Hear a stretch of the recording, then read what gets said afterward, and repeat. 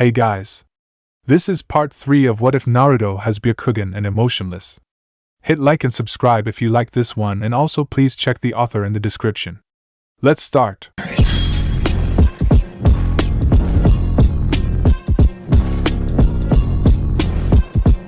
Chapter 14. An official conversation. The trail reached the borders of Fire Country and straight into the land of rice fields. The fact Orochimaru's trail led here was confusing.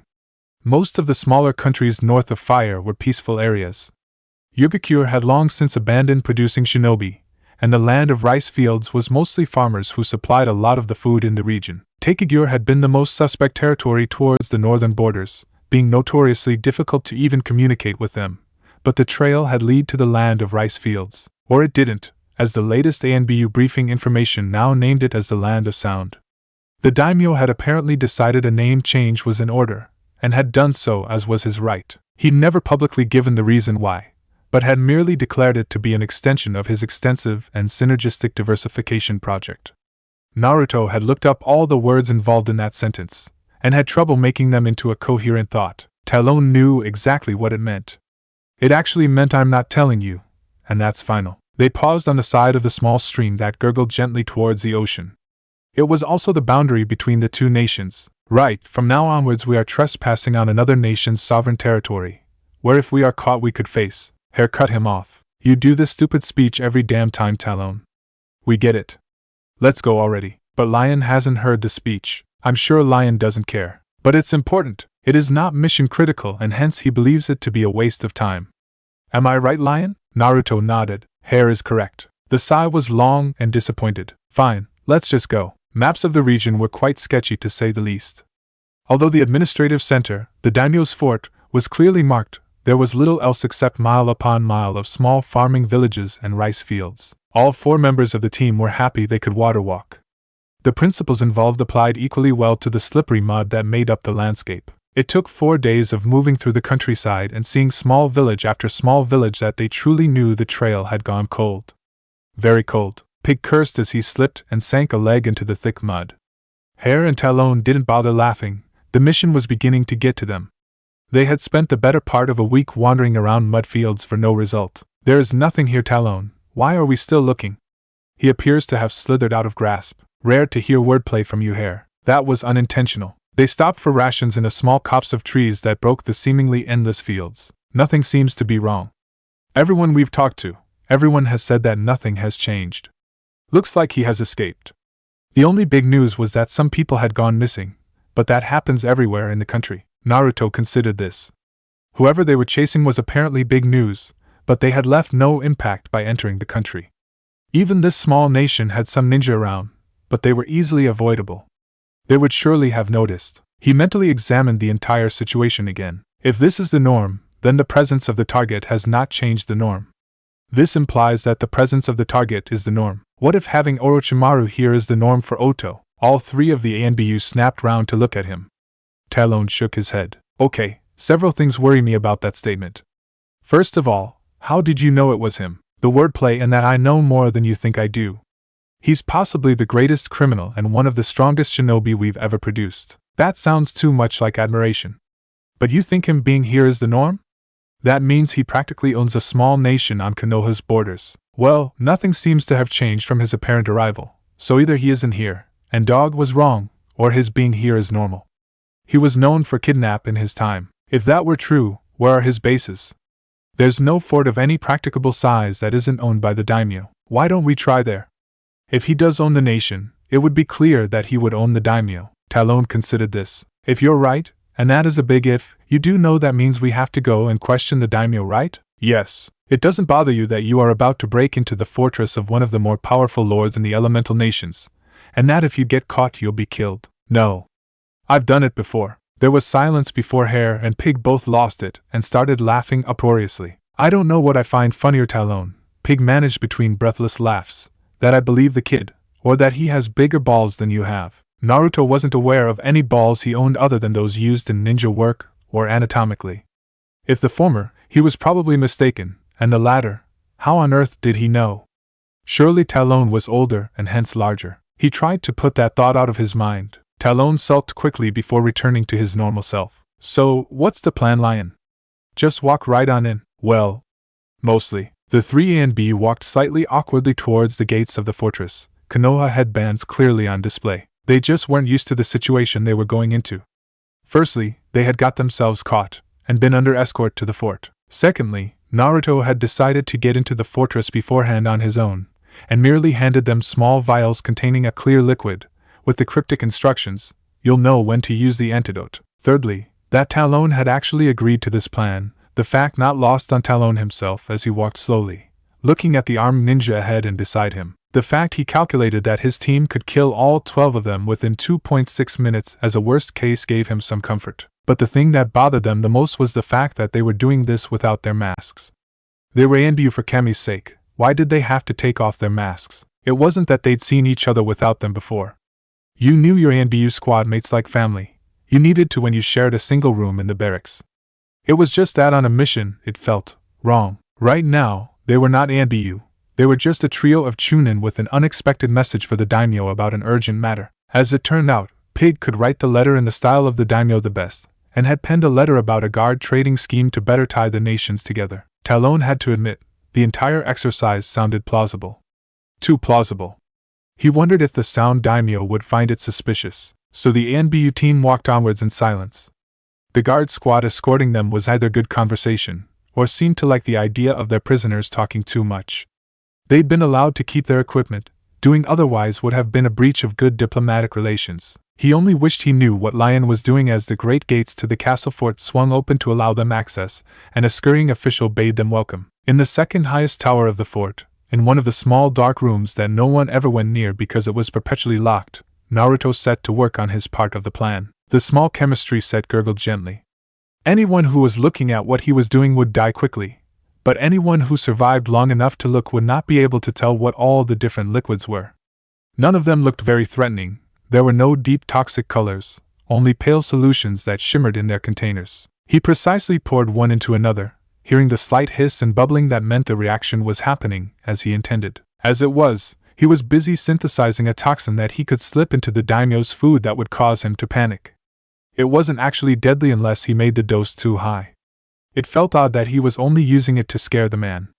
A small amount more and he could kill the man as slowly as he wanted. It should give him shortness of breath by the toxin bonding to the red blood cells, and this would hopefully cause him discomfort enough that there was concern. Anko's instructions from the first session were relatively easy, and this was one of the simpler poisons that could be created on the go. He made calculations based on the fleeting observations of the man he had seen. He was large, although he put that down to living a rich lifestyle. He estimated the man's weight, metabolism, build. He guessed at diet, how the man would react to food. He'd observed a meal to see if there were any allergies. In the space of a day, he had built up a biological picture of the man. Based on that, he measured out the number of drops it would take to put the man through the ordeal he wanted him to go for. Then he prepared the second vial he had swiped from TNI when nobody had been watching him. Then he waited for the right moment to strike. After several dull hours of having the proper checks and balances done, and as far as Talon knew, the correct jutsu, voodoo spells and small animal sacrifices due to the time taken, they were admitted to dinner with the daimyo. They were apparently dealing with a man who believed in buttering people up in an almost literal sense. At least they would be eating well this evening, possibly sleeping in more comfort if negotiations dragged on. Talon suspected that Naruto's plan wouldn't give them that luxury. Still, the starter went without incident, with the daimyo talking at length all about his fine land. He found himself almost entranced by the way the man's mustache wobbled as he went on and on about the glory of the almost never-ending rice fields. It took a special kind of man, he reflected, to love rice farming and the economy behind it to rise to his position. Then again, he and several others in his trade were just as obsessed with the vast variety of ways there were to kill another human being.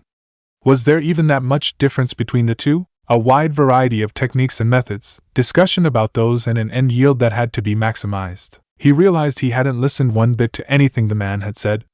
It was a good thing he was still going, even if he was nearly bored to tears. The starters departed, and a variety of serving boys came in with another variety of dishes for the main course. One such boy bowed low, carrying a wide dish of seafood onigiri. He mumbled gently as he proffered the tray to his lord first. "What?" "Speak up, my boy." "And my lord, the chef presents this dish with his finest compliments. The fish especially was caught in the sharpest talons of an eagle, which the supplier claimed were so sharp they could not hold it. Oh ho! Quite a tale, my boy, quite a tale. Off with you, give my thanks to the chef for bringing me my favorite dish. The man took one of them, savored the smell, and swallowed it in an ungainly movement unbecoming of his status. Talon merely waited for the end results. My lord, you were talking about the export rates and logistics? Ah, not quite. I was explaining the tariffs, ever so slightly different to the rates, dear guest. He coughed a little and drank from his cup. My apologies anyway. Yes, the tariffs. He took another drink and pounded his chest. Talon played the diplomat. Are you feeling all right, my lord? It feels like some of that went down the wrong tubes. I'm sure it will be just fine. Boy, bring me water. I fear if I drink too much more of this fine sake, I will be unable to concentrate and discuss with my guests. The serving boy ran off to fetch the water. Talon watched as the man's face lost some of his healthy redness. He decided this was the time to act. He discreetly emptied the antidote vial into his own glass. My lord, your glass is empty. Take some of mine. Ah, thank you, Inako. The Fire Lord picks his messengers well. He drank from the glass and coughed again. Ah, that feels good. I will still need the water. Where is that boy? The servant boy ran in, holding a jug of water. The lord drank from it without delay. Thank you, boy. You served me well this evening. The boy bowed and left again. Talon took the opportunity. My lord, on our travels, we heard news of some missing people from a couple of the villages. I'm sure our lord would happily offer the services of some tracking teams if they need to be found. The man chuckled. I'm sure Oto's own shinobi forces have the problem well in hand. Have no worries. Our country is prospering like never before since a benefactor arrived to help our training. Pig and Hare looked decidedly more nervous, and busied themselves with any food that was not seafood. A benefactor? Perhaps you could lend him to Konoha sometime. We would, I'm sure, pay handsomely for such a man. Or woman, of course. This is an era of equality. The lord chuckled. Ah, I believe he is due to visit Konoha soon enough. After all, some of his team made it through the first rounds of the Chunin exams. I obviously can't name him, or your lord would simply buy him from me. Oh, surely a secret between friends, my lord? I simply cannot say. I fear the idea is too scaly for dinner talk. An interesting choice of words, my lord. Oh, yes, rather. A poor one. Lie. Your lord mentioned guard sharing schemes? That's all covered in the letters we brought with us. I'm still interested in the rise of Oto's stock as shinobi. Some people are beginning to whisper your name as the sixth great nation. Oh, you flatterer. My benefactor would be tickled to hear that from a Konoha shinobi. Okay, that settles it. This is bad. I regret I won't be able to see him in action at the Chunin exam finals. They're close, aren't they? Not more than a few days, I believe. We hope to have our work here done by then. But your benefactor in action? I hope you mean he will shame us on the dance floor at the official banquet as opposed to any sort of military action. Such a thing would be unthinkable at such a time. Ah, you amuse me, sir. You do indeed. Sadly, I fear this food has made me tired. I believe negotiations are done. He knows he's said too much. How on earth did Lion get hold of the stuff from TNI? I might need him to steal some for our own use at some point. Thank you for your time, my lord. I'm sure our counterpart shall look forward to hearing your reply soon enough. They parted company. Talon gently but forcefully fobbed off the offer of accommodation for the evening, and the team hit the main road from the fort until they were out of sight. He checked over his shoulder every so often to see if anyone was following them. It appeared that the Sound Lord wasn't too bothered by the prospect of their escape. They moved into a small copse of trees by the side of the road and recovered the gear they had left behind. Pig sighed happily as the mask snapped back into place over his face. That was insane. Hare too got his mask into place and pulled the katana onto his back again. Too right. That plan was risky. Lion played a dangerous hand. Pig snorted. I meant the food. Such quality. I should push for a place on our daimyo's guards. Hare laughed. You would be thinking about the food. Talon had finished and was looking around. Where is Lion? Here. Naruto dropped from one of the trees, his cloak giving a small rustle. Good. I'd say our job is done, and we need to get the information back to the Hokage as soon as possible.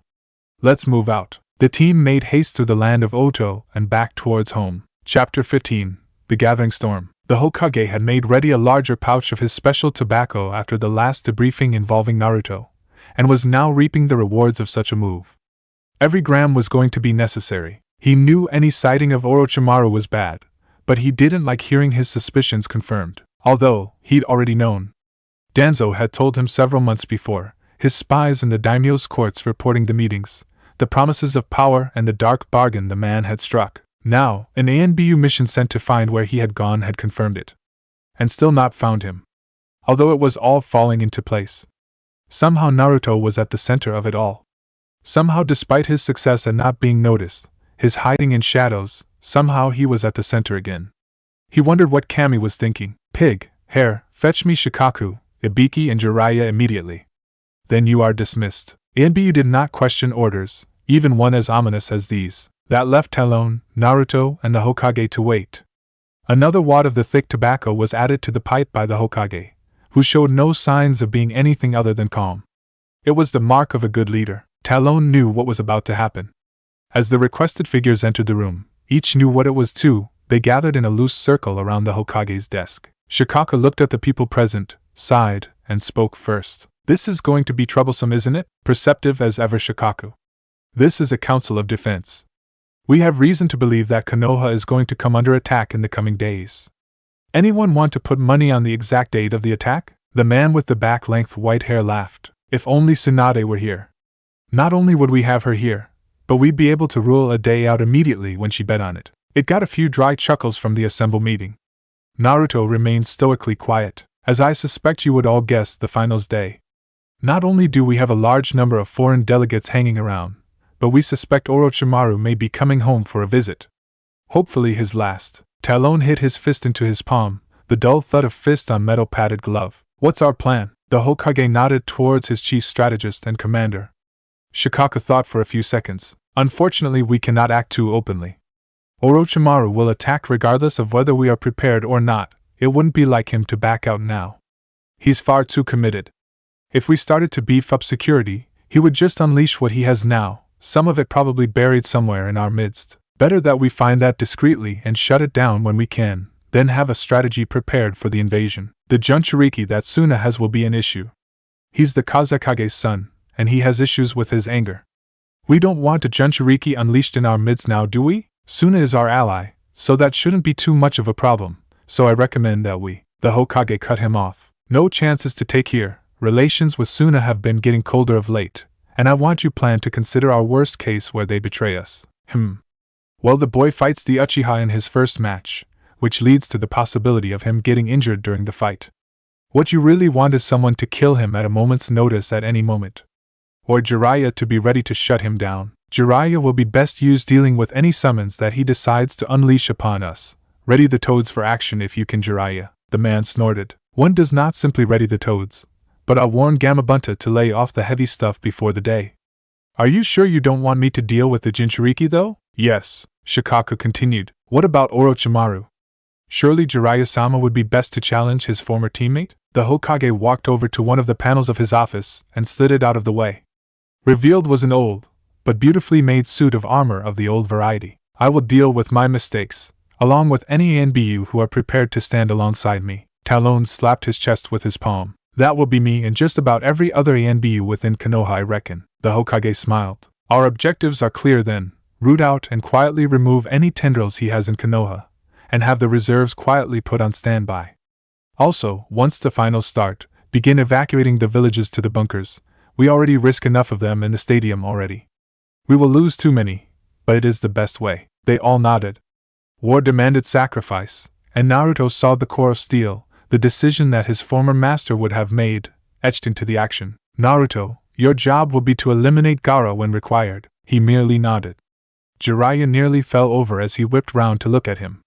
The man moved faster than any person Naruto had ever seen as he threw the hood off his face. Can I help you? We need to have a chat at some point. The Hokage coughed. Now is not the time, Jiraiya. The man withdrew slowly, clearly unhappy at the situation. Everyone clear? There was a chorus of highs and nods. Get to work then.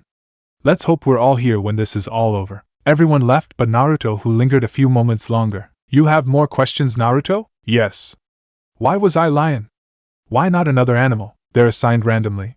You seem to have outfoxed yourself through overthinking this. Naruto caught the glimpse of amusement in the older man's eyes and smiled. It was a lie, and he knew the Hokage probably shouldn't have given him fox as a mask. It was still odd though. He didn't go directly home. He found it odd that he now thought of the basic apartment as truly home. He went to Tianai first. He snuck in. You didn't really want to knock on the front door of Tianai. Not that they had one, or a front desk of any sort. In fact, he went in through the door of a baker's shop that was closed for refurbishment, through a trap door hidden on the floor, down several corridors and through an air vent before dropping into the actual department. This late at night, the place still had a few gray-clothed interrogators wandering about on various errands. He knew the right door to go through because of the slight smell of the sweet sauce. Anko barely looked up as he came in, but smiled as she did so. She was sitting at her desk, with her back to him, feet resting on the desk as she chewed on something. The chewing stopped, and he ducked as the dango stick flew towards him and embedded itself slightly in the door, quivering a bit. She spun on the chair to face him. Darky-kun! Here for some more private time with Anko-chan? She leant over as she did so, and he did his best not to stare at the sight present between the lapels of her trench coat. He had yet to fathom why it was so nice to stare at. Maybe it was the geometry of the squishiness or something. He tore his mind away from it, and was instantly reminded of it by her smile.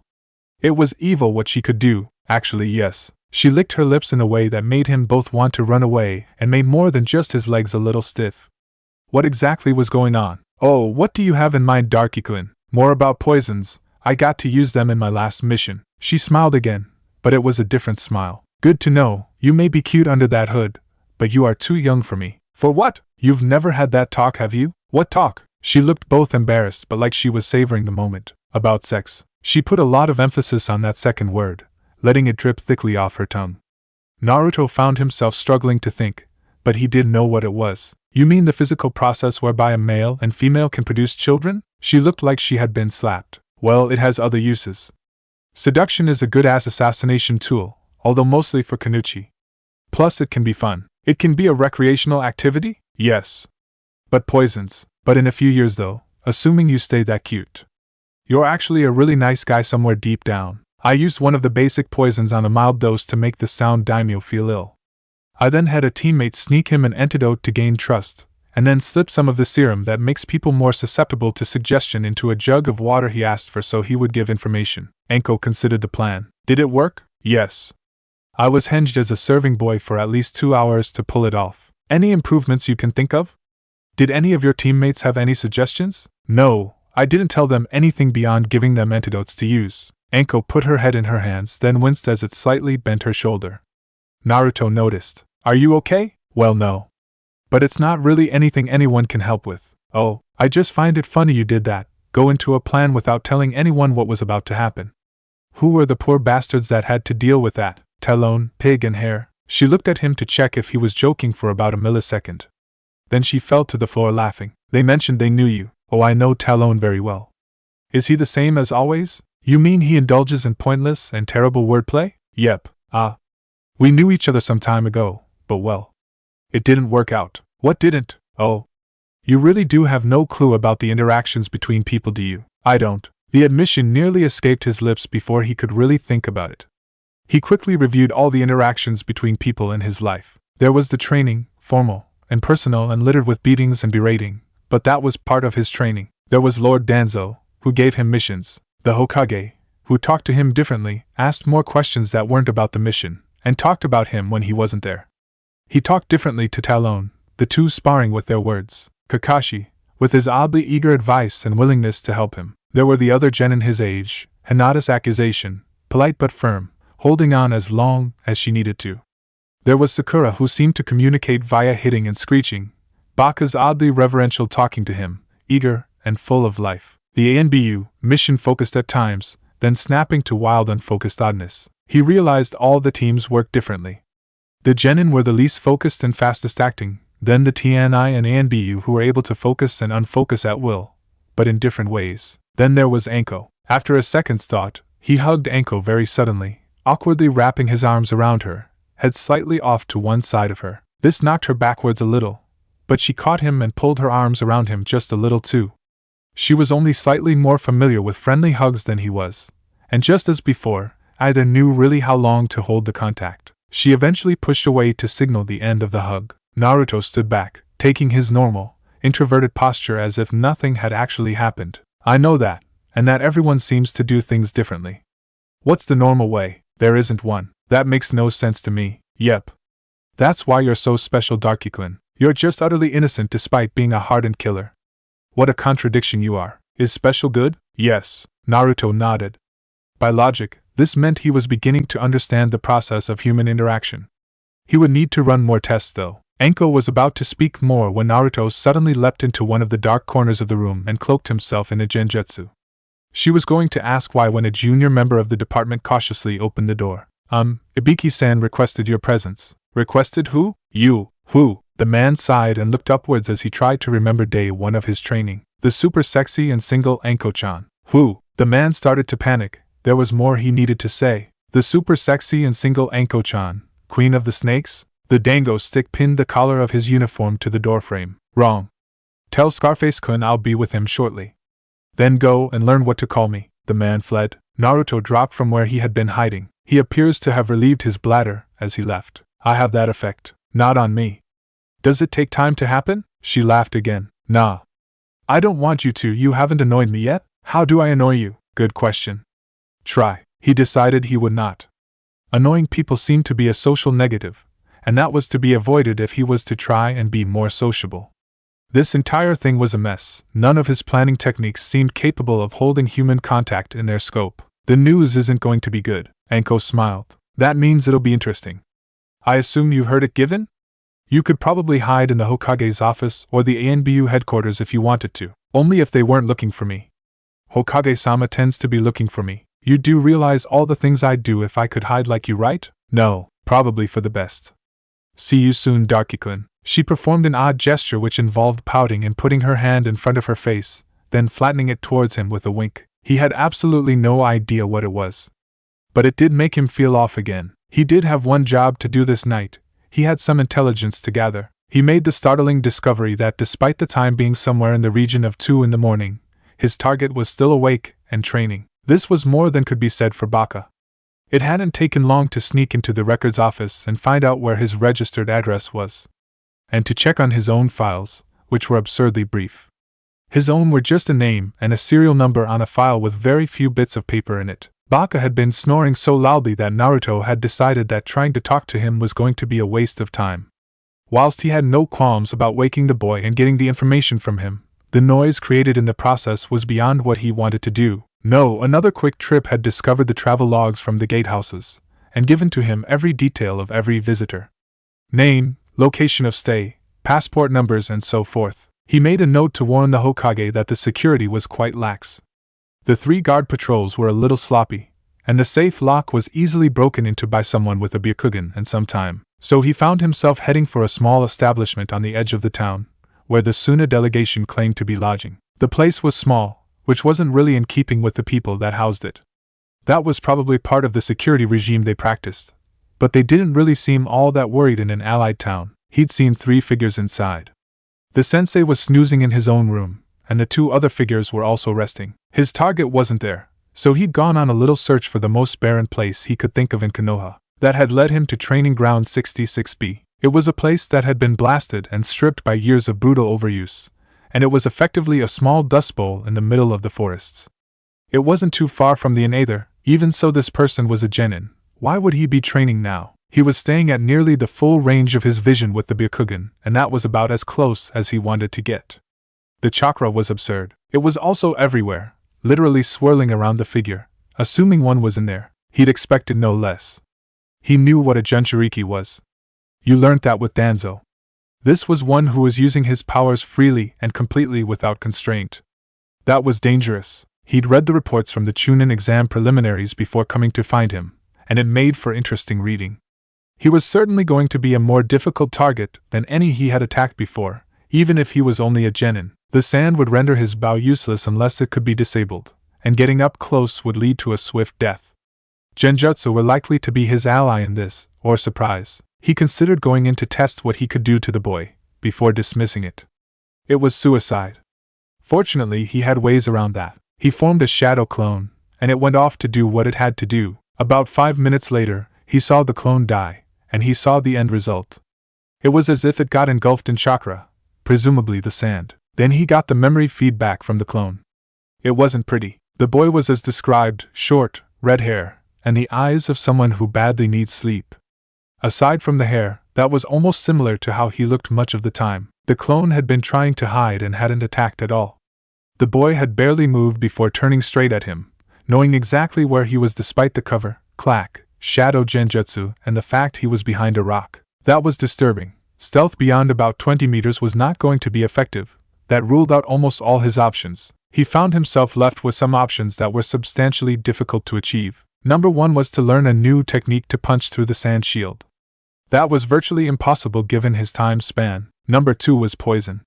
At this time, and given his status as the Kazekage's son, that was probably not a good idea. Not discreet enough. The only really good options were to find himself a good distraction and hope it survived whilst he got the kill shot. He realized that a couple of months ago he would have come to that conclusion more quickly, without bothering with the first 2 thoughts. He decided to stay and observe the boy until he relented. Plus, the swirling sand was surprisingly hypnotic. He found himself likening it to the dawn he vaguely remembered in the wave, and wondered why he hadn't seen it then properly. Chapter 16 Breaking. The stadium in Konoha was buzzing with the excited crowd. After all, nothing got people excited like watching teenagers engage in battles using lethal techniques to determine which were good enough to be promoted so they could kill more people in the line of duty for the honor of their country. But regardless or any lingering moral questions, the great and the good of the world were sitting and ready to see what the next generation of shinobi were able to do. 8 contestants in a pyramid-style tournament. 7 matches, 1 overall winner. Currently, 7 of the 8 contestants were standing at the center of the stadium in a loose line. The one who was missing was causing the crowd to become agitated. The star performer hadn't shown up yet, and his absence was loudly felt. Naruto watched all of this from a position in the high, dark rafters under the roof stadium. He'd crawled up there after watching his target, and was now going to watch his every move, ready to strike if necessary. Oddly enough, he was due to be fighting the missing Uchiha. Naruto knew that Kakashi wasn't an idiot, and probably just had a dramatic entrance planned. It fit with his personality. If he didn't turn up, his job became a lot harder. That meant other contests were going to happen first. Not that they mattered to him. Unless the 2 competitors, a dark-haired boy and a girl with a fan, were going to do anything spectacular, he would be watching his target. He noted the fan down as something slightly interesting. It was useful for wind jutsu, but he could see the disadvantages. That was a weapon you could get too attached to, not good at all. He knew how he would kill her if he needed to. He kept his focus on his target. The boy was sitting there in the dugout for the competitors, ignoring everyone else and holding his head every so often and talking to himself. The other competitors seemed to be keeping their distance from him. Naruto chalked this up as just another eccentricity people had. Everyone else seemed to be staying away from him, however, so maybe there was something more. Eventually the match happening in the arena came to an end, and there was some applause. From what he had seen, the dark-haired boy might be someone he could get along with. Possibly. He was a thinker and had won without using a big flashy move. He used shadows. Naruto made a mental note to try and obtain some of those jutsu. They could be useful for him. The next 2 genin walked out to fight. Naruto realized one of them was Baka. The boy looked nervous, shifting his weight from foot to foot as he waited to begin. His opponent was a Hyuga, and Naruto briefly looked around the arena to see if any more were watching. He saw a stern-faced man next to a girl he recognized as Hinata. He swiftly shut off his own Byakugan when Hinata looked close to his direction. When he turned it back on again when the fight started, the girl was looking at him. She looked scared. But she raised a hand and waved slightly at him before looking back to the fight, clearly concerned with the outcome. The fact she wasn't nudging the man next to her and pointing was probably a good sign. In fact, her response was illogical in every way to him. He dismissed the thought and focused on his mission, checking back on Gaara. Nothing was really happening with him. Baka wasn't doing very well. The strikes of the Hyuga boy were keeping him on the defensive, chakra-charged fingers knocking Kunai's strikes aside with ease. Then a gasp ran around the assembled crowd as he heard Baka yell something loudly. The boy's body was beginning to glow with an odd aura, a pale golden glow that seemed to clothe him loosely. It was difficult to describe with the naked eye. With the benefit of the Byakugan, however, Naruto could see clearly what was happening. The chakra around him was forming the basic outline of a figure around him, a loose ghost-like entity. He could have sworn it had wings. The figure glowed a weak gold, and whilst it had his shape, it was more powerful than his frame. It was eerily familiar though. As Baka moved, so did the being around him, striking forwards with a glowing fist. The Hyuga boy saw it and dodged the entity and swept out a leg at Baka's feet. Baka leapt and his hand and the figures behind him struck downwards. They met the dome of spinning chakra the Hyuga generated hard, and Naruto found the spray of chakra it generated to be almost as mesmerizing as the chakra-charged sand. It ended with both boys panting before the Hyuga rose and moved to strike again. He turned his gaze back to Gaara as the proctor ended the fight. Now he would get to see his target in action. And on cue, Kakashi reappeared with Sasuke. Naruto actually found his pulse rising slightly as Sasuke stood opposite his target. Although he always planned for the worst, which was that Sasuke died almost immediately when his target went all out, he found himself wondering if he would be needed. The premise of a possible need for action at any moment felt electric through his veins. The fight was exactly the kind of fight he wouldn't have fought. Sasuke was being quick but obvious, almost as if he wanted his opponent to know he was good. He wasn't fighting effectively, but it was oddly working. Both fighters were holding back. But why would you do that, Naruto reckoned? If you had an opportunity to kill your opponent, or take them down if not kill, then you took it. A tendril of sand put an end to the early jousting, tossing Sasuke away from his stationary opponent. Then he watched as Sasuke gathered lightning chakra around his hand from some distance back. He could have sworn he heard someone in the crowd state that it was a powerful assassination jutsu. He almost physically retched at the idea. That thing was not an assassination jutsu. It was a killing jutsu, but not an assassination jutsu. Try to assassinate someone with that, and you attracted the attention of guards. It was too slow, it was too bright, and it was too loud. He looked back at his target, ignoring the glow of the chakra from the show-off Uchiha. He had encased himself fully in his sand, rendering himself completely out of sight to Naruto. He readied the bow, slotting a bolt with an explosive tag wrapped around it tightly into the slide. It had taken a couple of months in the root training halls to perfect the attachment method, but he had done it eventually. He'd never actually had to use it before, his kills being markedly less showy than explosions. Still, this time it might be necessary. If all else failed, he just wouldn't activate the tag. Sasuke charged, down the wall and straight at the ball. Spikes extended from it, nearly impaling the Uchiha, who stopped with his face mere millimeters from the end of a spike. His hand had punctured the dome and he staggered, gagging at the smell. His hand was clamped by sand that focused on him. Naruto focused only on the opening dome of chakra. His target was holding his shoulder and looking at his own blood-soaked hand. The sand was moving slowly for Sasuke, his arm held in place, unable to escape. Gaara was focused only on him. He could feel the bloodlust pouring off him. He saw the signs of a genjutsu falling into the arena like feathers. The attack was beginning. He fired. The sand moved on its own to try and stop the speeding bolt, but in its hardened state, with its wielder shocked by the pain, it broke before the speeding metal bolt fractured into two chunks. The hardened steel bolt kept going. The bolt rammed home into the boy's neck, shattering the weakened armor. He screamed in agony, but he wasn't dead. Jinchuriki did not go down that easily. No chances. The tag detonated. The chakra-laced explosion obscured Naruto's vision enough for him to get moving to a different spot for sniping, using the 360-degree vision to see what was happening. Sasuke was staring in shock and ninja were running everywhere. Of all sides. The smoke had cleared enough for Naruto to see that his target was dead. Not many people got up without heads in his experience. The tag had done its work and dramatically widened the puncture from the bolt. Mission done, he decided to see how many other unsuspecting enemies he could help to kill during the battle. After all, he was a shinobi and his village was under attack. He felt his pulse rise again and controlled his breathing to keep his aim steady as he rolled into the next cover position. In the dark of the room, he aimed and fired at an enemy in a Suna flak jacket who had his back turned. 1. The next kill came a few minutes later. Another careless foe in dark clothing who was trying to strip a corpse when he thought he wasn't visible. 2. He lay on the roof and watched constantly for targets. And behind him. Being able to see behind and in front of you at the same time really helped when you were a sniper. He saw a small group of Suna shinobi running down the street, and moved to the roof. He leapt over the street, and fired a bolt directly beneath him. It thudded into the street at their feet and he detonated the explosive tag attached to it. 5. The sixth one was merely badly hurt. He turned and finished the man with a bolt to the heart. 6. He rolled on the roof into cover. He realized that last move had been a little too showy for his taste. He realized that felt good. Very good. He wanted to shout some battle cry about his actions. He once again stopped in the roof shadows to control his heartbeat. He had to think clearly. This was a situation unlike any he'd found himself in before. The heat of battle, enemies everywhere, and no specific target. Just enemies to kill. He peered out from his cover to see what was happening below. Leaf shinobi were beginning to regather, and were sweeping the attackers back. He needed to get higher. The Hokage Tower loomed in the distance.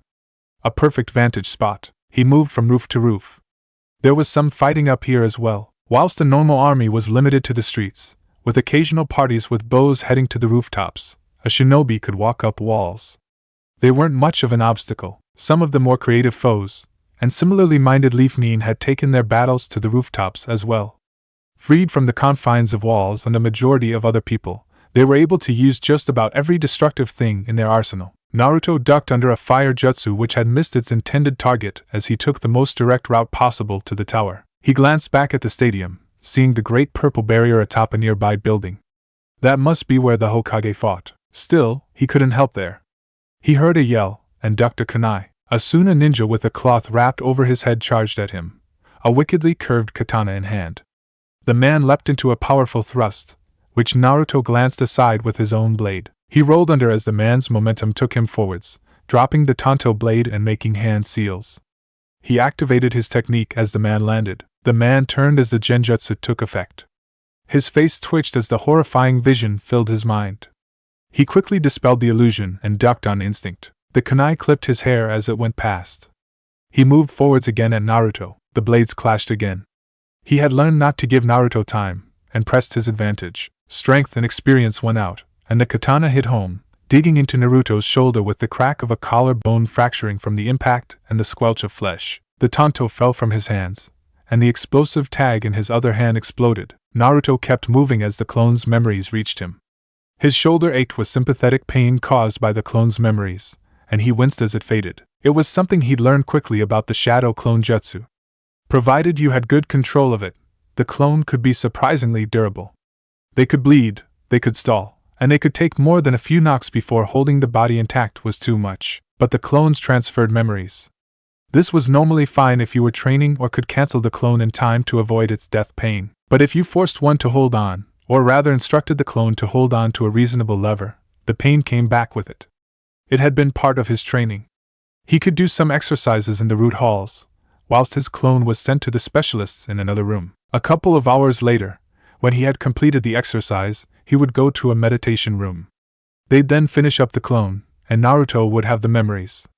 All of them. It had been the hardest part of his training. It had taken 3 years for him not to scream when the memories came back. He'd managed it in the end. He could repress the memories. Then he felt that he was being hunted again. Someone must have spotted him. He searched the area with his Byakugan and saw the chakra building in the fan before it became a speeding gale of razor-sharp wind. He threw himself from the cover as the wind jutsu tore into the roof. He jumped back through the hole to avoid the second one. He felt glad that the house had been evacuated when the tournament started. This was likely to get messy. He used what little time he had to draw any blinds that weren't drawn before moving downstairs as his assailant landed down through the hole he had come in by. "Come here and die, you bastard!" The female voice rang through the house. He would certainly not be coming out to die. He slid into a cupboard under the stairs. "You killed him. I know it was you. I saw you fire the bow. You didn't have to kill him." There was the sound of furniture smashing and a wall collapsing upstairs. They were definitely angry. He could see the outline of a person and the wind chakra coursing through the fan they held. It was the girl from the fight in the arena he had barely watched. At least he knew how to fight her. She'd made a mistake following him into the house. They were playing by his rules now. In the open, he would have died or been forced to flee. She finished demolishing the upstairs and he heard the slow, careful footsteps on the stairs above him. He primed the next shot and waited until the footfall was above him. The bolt tore through the wood and carpet of the stairs and he heard the thunk of impact. He rolled out of the cupboard and dove into another room as he heard the yell of pain. His brain strained to work out what he was seeing with his eyes looking in different directions. The Byakugan was looking behind him, focused on his target. His normal one was focused on the world ahead of him. His bolt, fired through the stairs, had deviated enough to hit the girl in the shoulder. She had just pulled the bolt out. He heard the smash of the fan hitting the stairs to reveal his former hiding spot. Naruto worked on his options as he shut the blinds in the room he was in, trying to create as much darkness as he could. He realized the staircase was in the center of the house, the other rooms forming a ring around it. Perfect. He watched his target get to the bottom of the stairs, holding her shoulder in pain. "You killed my brother.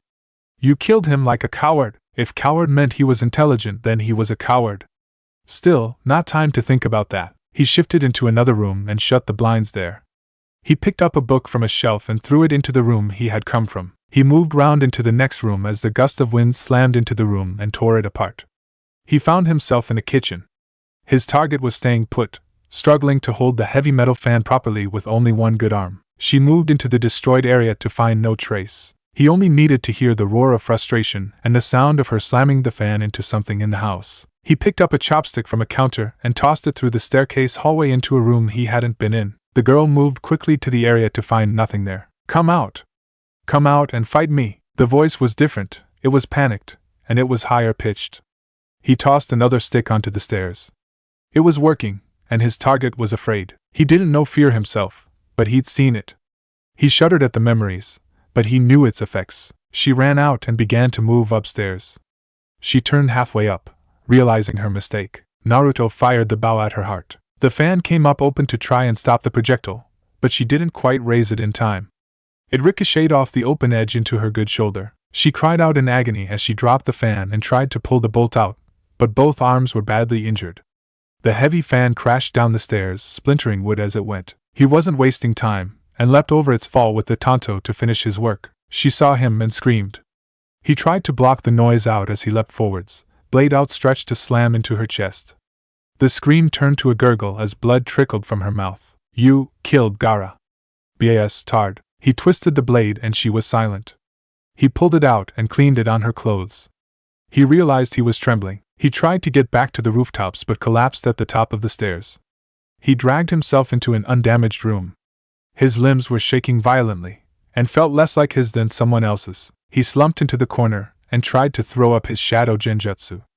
All he ended up throwing up was his stomach contents. There wasn't much of it. He barely noticed the smell that splashed over his cloak that he wrapped even more tightly around himself. He focused, and his trembling hands just about formed the hand seals. His corner became darker, hiding in the destroyed house, a hidden chakra pulse in the midst of a battleground. He knew he should be getting up and continuing to fight. At least he did somewhere deep inside him. Right now he knew he just had to stay quiet and repress. Repress. Repress. He pulled his cloak over him still further, and visually becoming nothing. Then he tried to forget the scream. Her face was back. The face of the maid. Her face. He blacked out and dreamed of a face contorted into a scream in splashing blood-red vision. The face of a ghost. Chapter 17. Breathe. He awoke, with a start, gasping like he had been submerged in icy water and had only just broken the surface. He took several gulping shallow breaths before calming himself. He realized he was not in the house he'd fought in any longer. His cloak and equipment were missing. His underclothes were the same, and only now did the smell reach him. Sweat and vomit. Well, he'd smelt worse. One of the kills had required going in through a sewer main for a little bit. The room, which now came into focus for his regular eye, was familiar. It was dark, but familiar. He ran his hand over the walls. Smooth cement walls under his fingertips. He didn't bother to activate his Byakugan. It was already giving him a headache through overuse. He winced as he saw a little more light. He rose gently and traced a finger around the walls, his feet falling into an easy rhythm as he measured the room. 7 paces each way, and a smooth door with an inner lock. This was his root cell. Someone must have brought him in. His cell. An offhand check of the blueprints in what seemed like another time had found it to be number 526, level 3, meditation designation cell. Utterly regular, utterly uniform. A cell like the other root operative home cells. He still knew the corridors of this place. He pushed the door open gently and looked up and down the dark corridor. A couple of figures were walking along behind their masks in the standard root uniform. He didn't recognize them, but that was nothing new. They didn't try to talk to him. He didn't talk to them. He walked the slightly odd route to where he thought the answers would lie.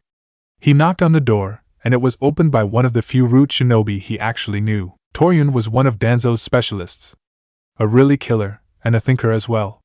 As close to a second in command as he had alongside Fu. "Ah, welcome back, Naruto." He knelt before the figure seated in the dark behind the desk. "Lord." Danzo beckoned for him to stand. He did so.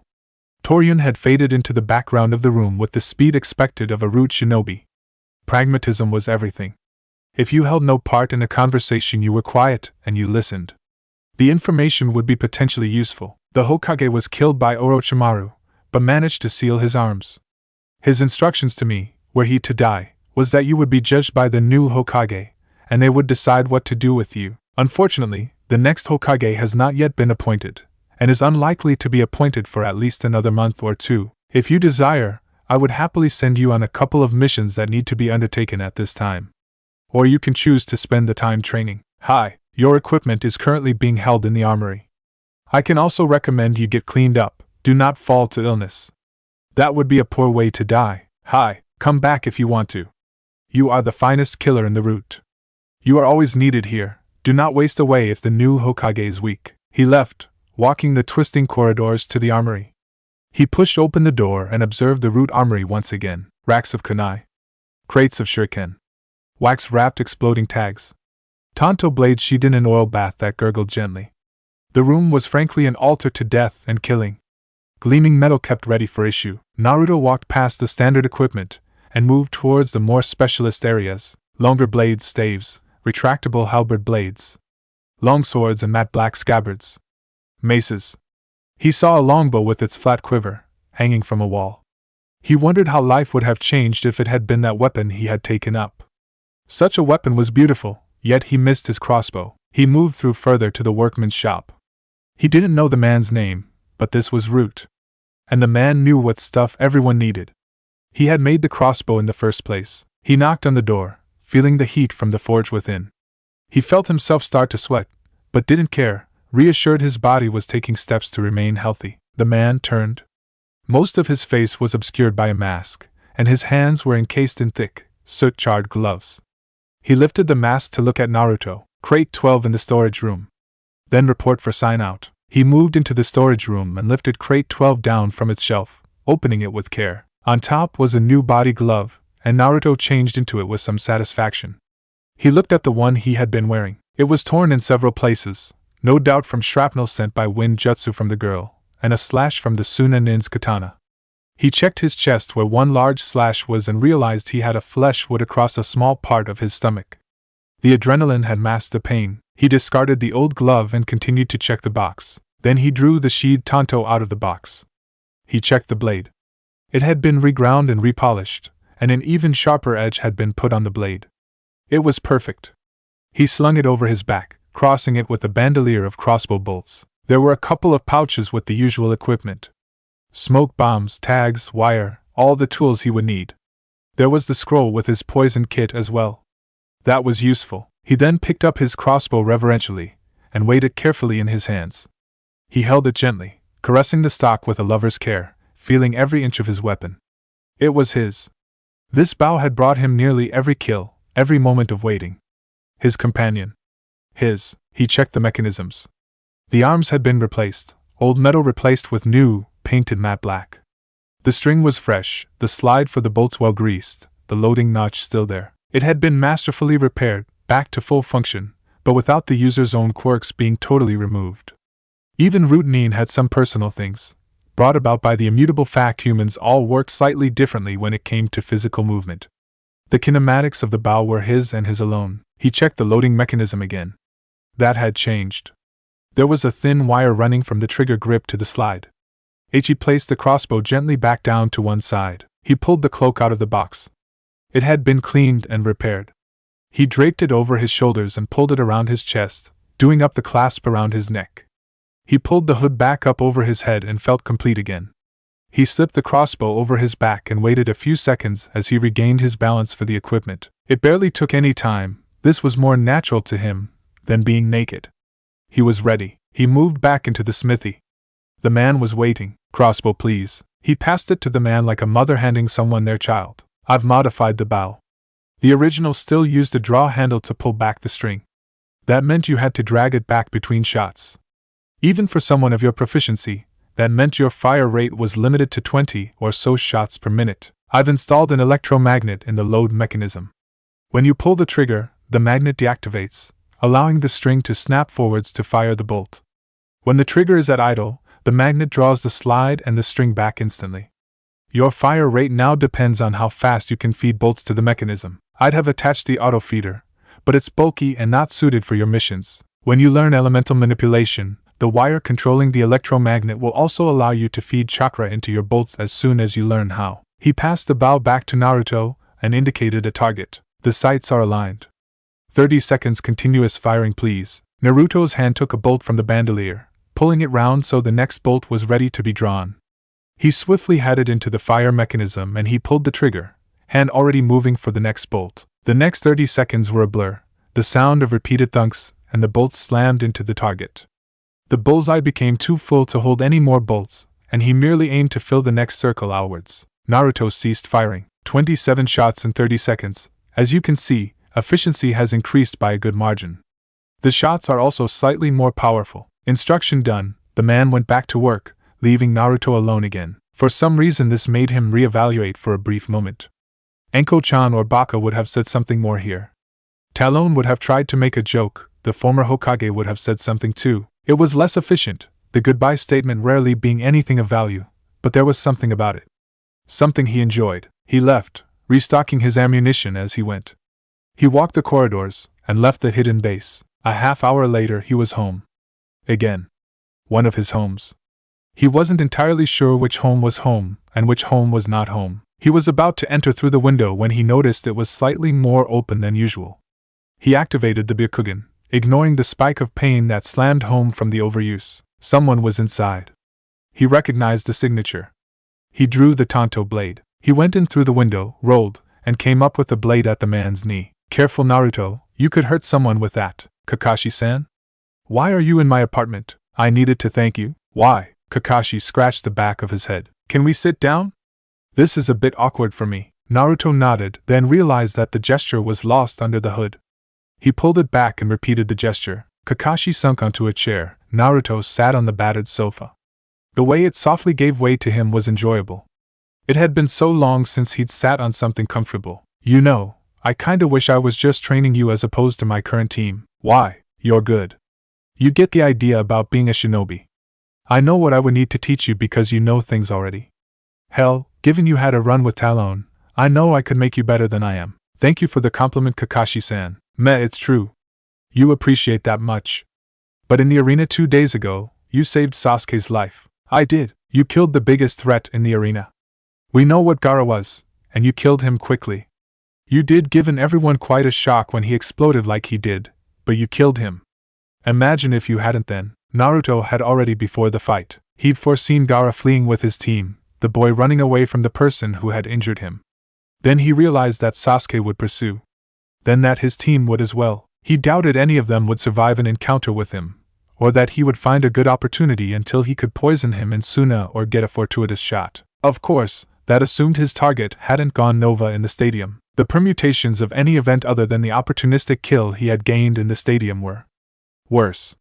Definitely worse. The situation would have been far worse for Konoha. Yep. You most likely saved my team. They are fellow shinobi. It was my duty and my mission. The feeling of the kill feels hollow, like you and Hokage-sama talked about. Kakashi nodded. He was never going to say it, but having to kill one of the only people in the world even remotely like him probably had to hurt. You wonder if you were like him, don't you? A little. He was a Jinchuriki, and he didn't like talking to people. I don't hate it, but I can live without it. He had to. He wasn't sleeping and killed my clone without missing a beat. We are similar. I can tell he was made to be a weapon. To kill. I am a weapon. Killing is my purpose. But I have things he doesn't. I have more choice. My demon is locked away, and his felt so raw and close to the surface. I caught a small glimpse through my eye. I saw the seal.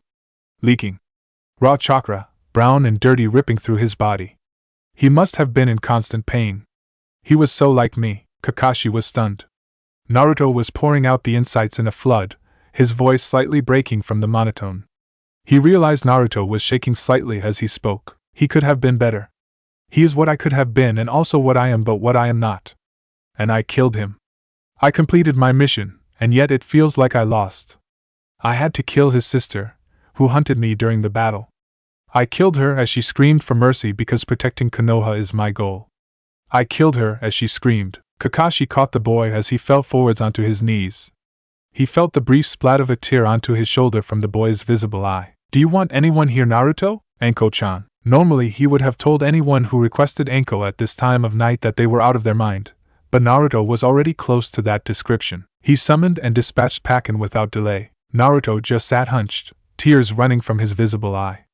His covered eye was dry, and he held a hand over it, but making no other noise. It hurts, doesn't it? What? Not being able to cry from your Byakugan. I have the same problem. It comes from the traumatic loss of an eye. So your loss was traumatic? Very. I took a blow that would have killed my best friend. Is that how your face got scarred as well? You're going to have to do better than that. That's not a no. The question still stands. You do realize that only 2 people know the reason.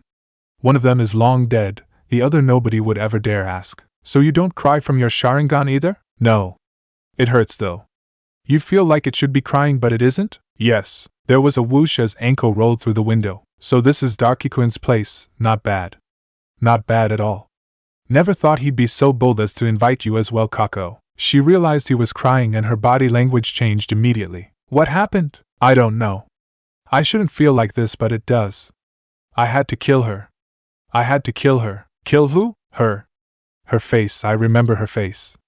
Don't make me remember. I don't want to remember. Whose face? Hers. Who else did you kill during the attack, Naruto? After Gaara, some idiot attackers. Then another man using a clone with an explosive tag. Then a girl. I think she was Gaara's sister. His voice became shallow and hoarse. Hollow, as if he were speaking about some nightmare beyond his touch. She saw me kill him. She saw. She saw.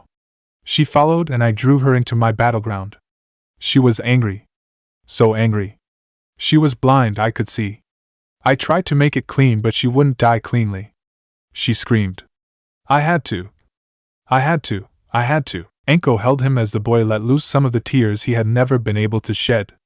He definitely needed help. Chapter 18. Back in the open. He let the chill air waft through his hair for a brief moment before pulling the cloak a little tighter around himself, and the loose hood back over his head. The warmth of summer was fading, and the village hidden in the leaves was fading from green into the reds and oranges of fading leaves. A mere 2 weeks ago, he had taken orders from the Hokage, and been content to do so. He had been in control, but now, he was in control. He was. He stopped his brief pause to survey the fading leaves and kept moving. He didn't remember much after Anko had arrived. Actually, that was a lie. He remembered all of it. It was his training to remember all of it. He realized that he didn't want to remember. Deep and quiet parts of his brain replayed his lord's comments to him about sealing away unwanted memories. He could. He probably shouldn't. He really shouldn't. He wouldn't. Even as his fingers twitched, want to form the hand signs he had been shown and throw the memories into the pit of the seal on his chest, he couldn't. A wave of nausea swept through him, and he stopped. It was illogical, but he would not use the seal. He would not. He hadn't received any missions, and he hadn't received any word from his old master. So he'd taken the initiative. It turned out there were limits to his patience after all, not to say he'd been idle. He'd felt the need for more lessons with Anko, even though he wasn't sure why. His knowledge of poisons felt greater than ever before. He even had a new weapon to play with. He still wasn't sure about it, as it required him to be a lot closer than he liked to a target. But it was the epitome of his art. Stealthy, quiet, deadly and compact. Much like himself, he regathered his thoughts onto the unofficial mission he was doing. He was trailing one of the genin teams he had followed before. He'd chosen the team with the Hyuga, because they had come closest to finding him. He also felt nagged by the way the girl had waved at him when she had seen him. Her reaction was wrong, it was stupid, it was intriguing. He wanted to know why. Still, the chances of having any kind of interaction were slim. This was a patrol on the border with Suna, which had become unstable after their defeat, bankrupt, leaderless, and with a great asset squandered and soon to re-emerge in the desert as a great threat. The desert land was in turmoil. There were rumors of a push to take some of the borderlands back, but they were whispered lightly. Konoha had taken its fair share of casualties as well. It too was leaderless. He looked on towards the teams at a good distance through his Byakugan. There were 2 teams. Apparently the team he had chosen to follow had met up with another team that was already doing a sweep. With a slightly thrilled feeling of dread, he realized that one of that team was a Hyuga. Double the trouble. This one might not be so merciful. He felt reassured that he had worked on extending the range of his eye. He wasn't entirely sure of the mechanics of it all, but what was somewhat clear was that the eye didn't remain in stasis whilst implanted. It became part of the body itself. It seemed to enhance if he trained it enough. At that moment, he was at his maximum range. What was better this time was that he had come more prepared. His time reading the chemistry textbook has allowed him to create a chakra-laced compound to keep him sinless. It was an odd mix of chemistry and chakra, but when he cast the right genjutsu, the chemical would keep him senseless. All he had to do was hold it in place like you would a henge, and he could hold a henge for hours if not days. Thus he could keep observing a team with 2 Hyugas, an Aburame and an Inuzuka without being instantly discovered. Even so, he occasionally rubbed the headband he had on him. It was the only thing that would keep him alive if discovered the wrong way. Hinata stared out towards the border with Suna with her eyes active. She focused the vision into a thin tunnel before her to extend the vision. Narrowing the vision kept the strain to a minimum when at high distance. She scanned the dead scrublands near the border, and her eyes fell upon the stream where she had seen her first real action occur. Her concentration was broken as Kiba walked straight in front of her cone of vision. The sudden close-up of chakra this created was unexpected, and she as good as slammed her vision off as she was treated to a close-up vision of Kiba's pale bluish-brown chakra. She staggered slightly, and Shino put out an arm to gently stop her falling off a branch. Kiba-san, be more careful in front of Hinata. You know sudden chakra signals can startle her. Oh. Sorry, Hinata-chan. Don't worry, Kiba-kun. I was nearly finished. I didn't see anyone in the area in front of us. I don't smell anyone. Let's go. They were about to when Shino held up a hand. There is someone near the border. How? One of my bugs has died. My hive has smelt the blood and distress. A bird? Possible. I do not believe so. Hinata activated her eyes again and began to extend her vision. As the length extended, the degrees she could see properly decreased, but then she caught something. It was him. Him. She lost focus for a second and gasped. Hinata-chan? What is it? Ano, just forgot to breathe, Kiba-kun. She did her best to ignore the figure sitting about 500 meters behind her and looked forwards. She tuned out the faint glow of the plant and animal life in the scrublands as she looked towards the desert. There were figures.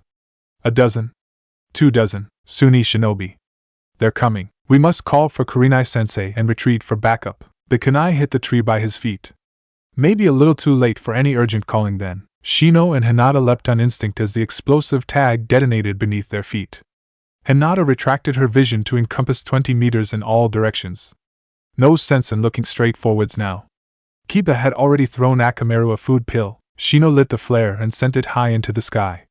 A red burst flared into existence. The Suna ninja began to flood towards the trio of genin who were gathering together in a defensive formation. The skirmishing force was armed with an array of close combat weaponry. Hinata realized that this was probably why she hadn't seen them in the first sweep.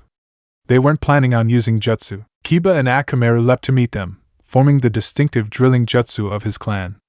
Shino's bugs spread outwards in an all-encompassing cloud. Hinata waited patiently for the first of them to reach her. The man leapt, a curved scimitar coming down in a swift and deadly arc towards her.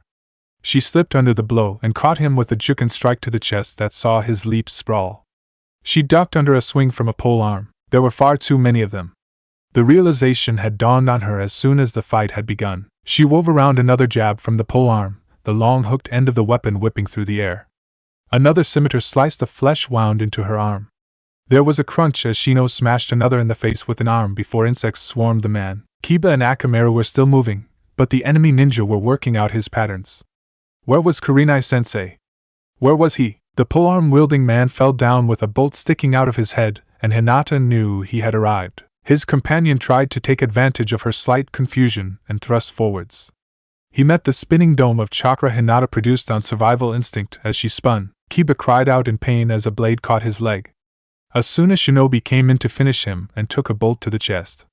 The man next to him took another bolt swiftly afterwards. Hinata finished spinning and looked out.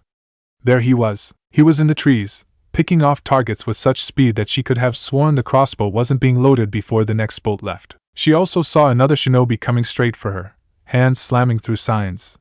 She leapt to get out of the way of the jutsu just in time as the earth tried to leap after her. The jutsu user took a crossbow bolt to one of his arms, then his torso. The second spun him around so he landed face down. Shino was moving to try and get Kiba clear, but there were many of them rushing for Kiba. Akamaru was standing guard over his fallen master, his teeth bared and claws ready for a stand before his master. Suddenly there was another figure amongst them. The black cloak fell from his shoulders as Naruto landed tanto drawn in the middle of the crowd. Two fell as he slashed quickly, the crossbow slung over his back. His sudden appearance had them panicked. The Sunanin drew back for only a moment.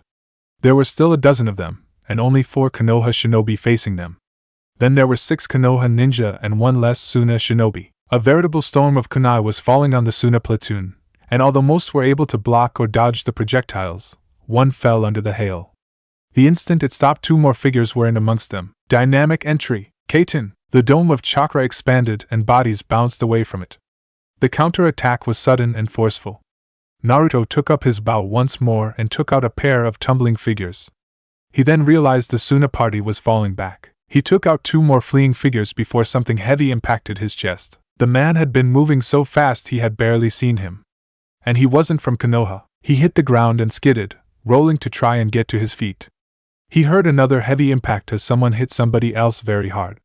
He reactivated his Byakugan to see one of the newcomers going backwards fast. The Suna Jonin, it could only be given the visible reserves, was gunning for him. Only Konoha scum would shoot a fleeing enemy. He moved faster than any foe Naruto had encountered before. He dropped his bow and countered the sword movement just in time to avoid his head being removed. Bugs enveloped the man as Shino tried to intervene. Then man sent a hail of earthen bullets in his direction which forced him back before he advanced back on Naruto. Naruto considered his options quickly. Too late to hit him with a genjutsu. This was a battle of strength and wit, and he would need a lot of the latter if he couldn't win the former. He threw the tanto at the man who parried it lazily. That was a mistake. The blowgun was in Naruto's hand within moments, and the dart flew towards the man. The black dart didn't get noticed until too late, the man's blade following through on the exaggerated parry. It stayed in his arm for only a couple of seconds before it was knocked out by the sword. The man came forwards again with vigor, his face set in a snarl. Naruto rolled out of the way of the strike. He had to last a little longer until backup came or the poison worked. The man changed direction quickly and Naruto's backup kunai was torn from his grasp as he attempted to block another swing.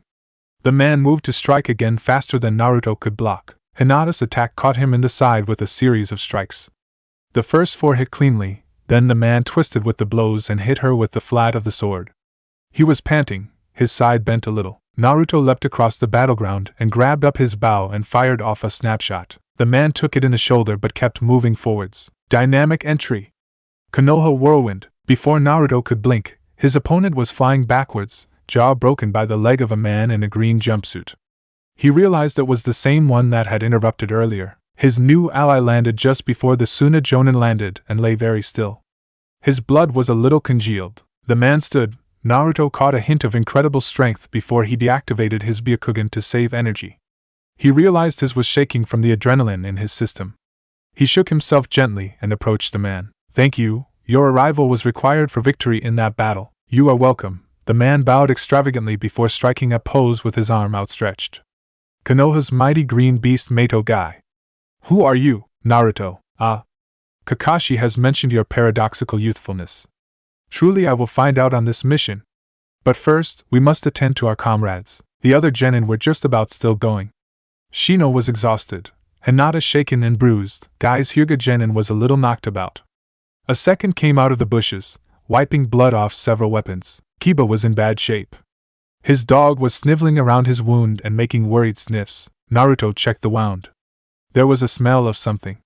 He gestured without looking. Hinata, could you retrieve my bag from the tree 50 yards in that direction? The Hyuga genin bristled and strode forwards. Who are you to command us around? Do it or he will die from the poison in his wound.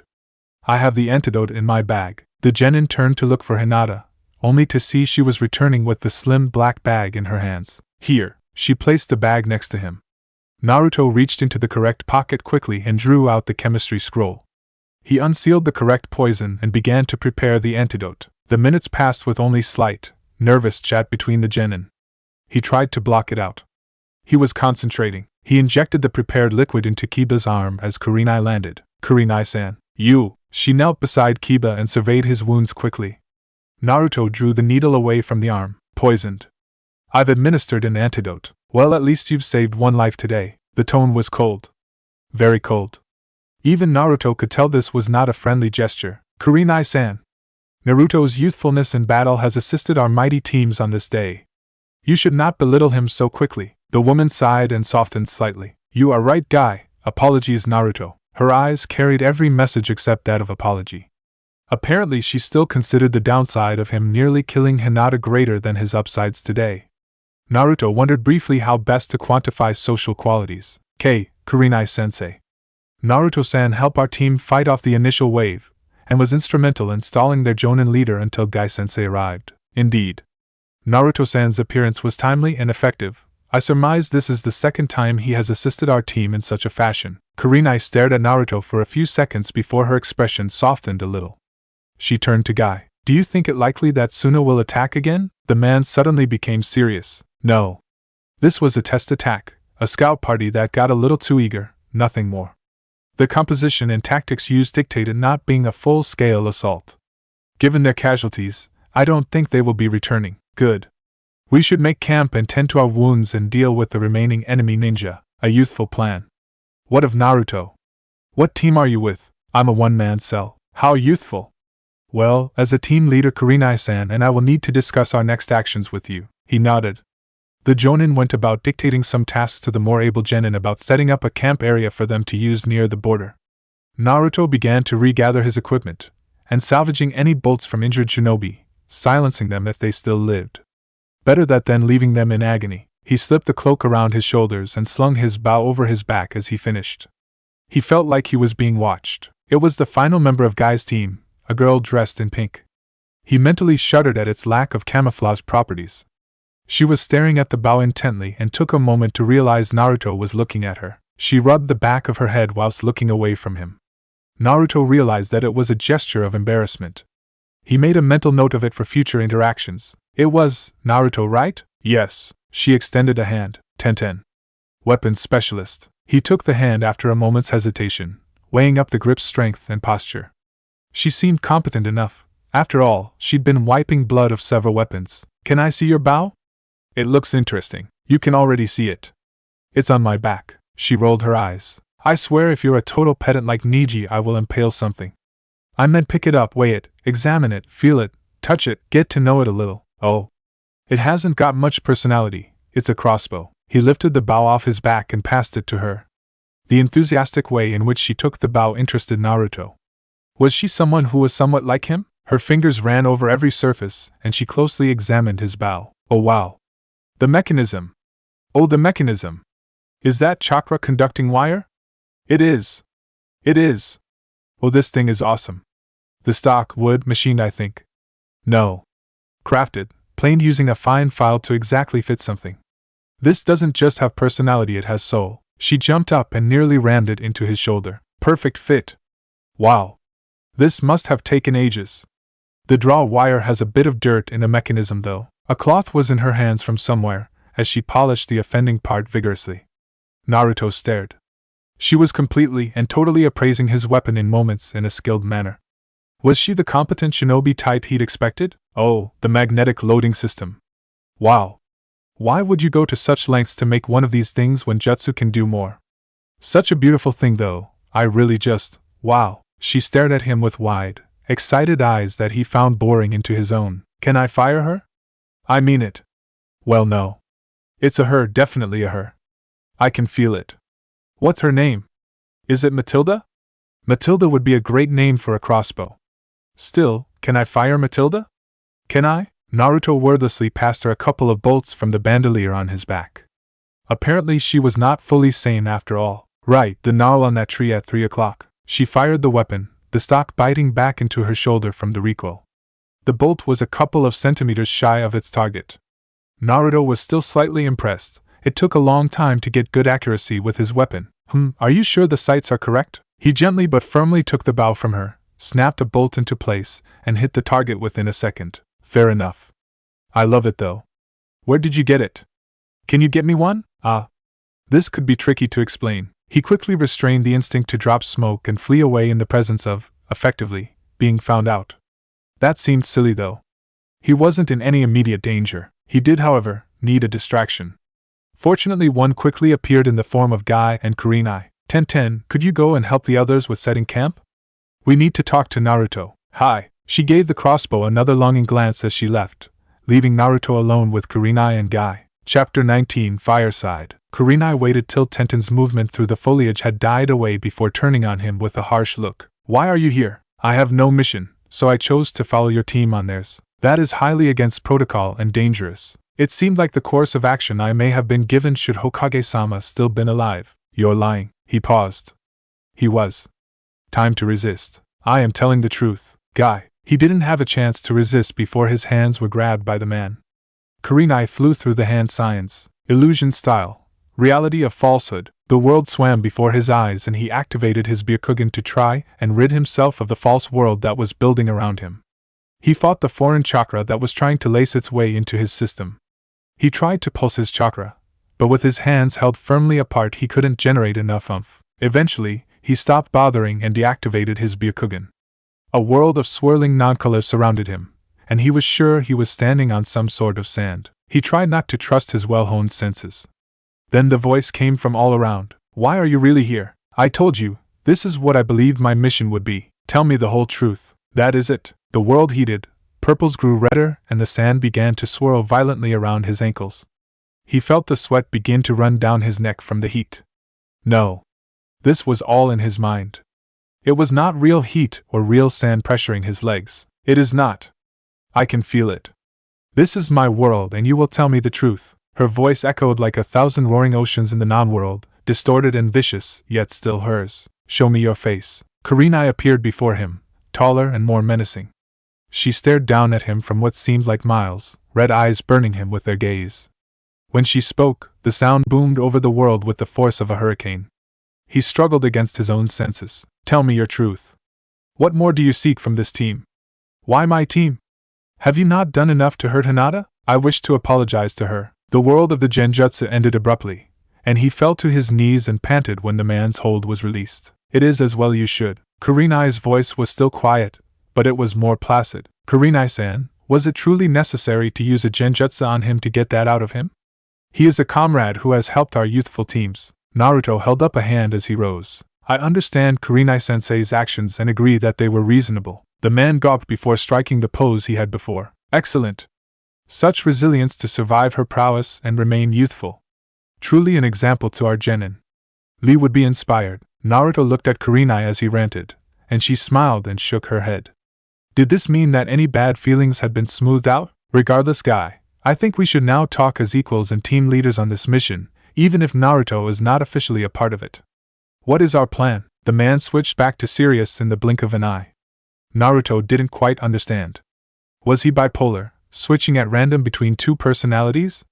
Or was he merely eccentric like the rest? We hold here in case the attack was merely a testing assault. Their losses were severe, so I expect that they will not return until the next patrol takes over responsibility. Kurenai nodded. What about our two teams? Should we keep them separate? What of Hinata and Niji? After the Chunin exams, I do not wish for Niji to damage her further with words or physically, a true concern. Keeping our teams in their current formations may work better. What are your thoughts on this, Naruto? He didn't have any.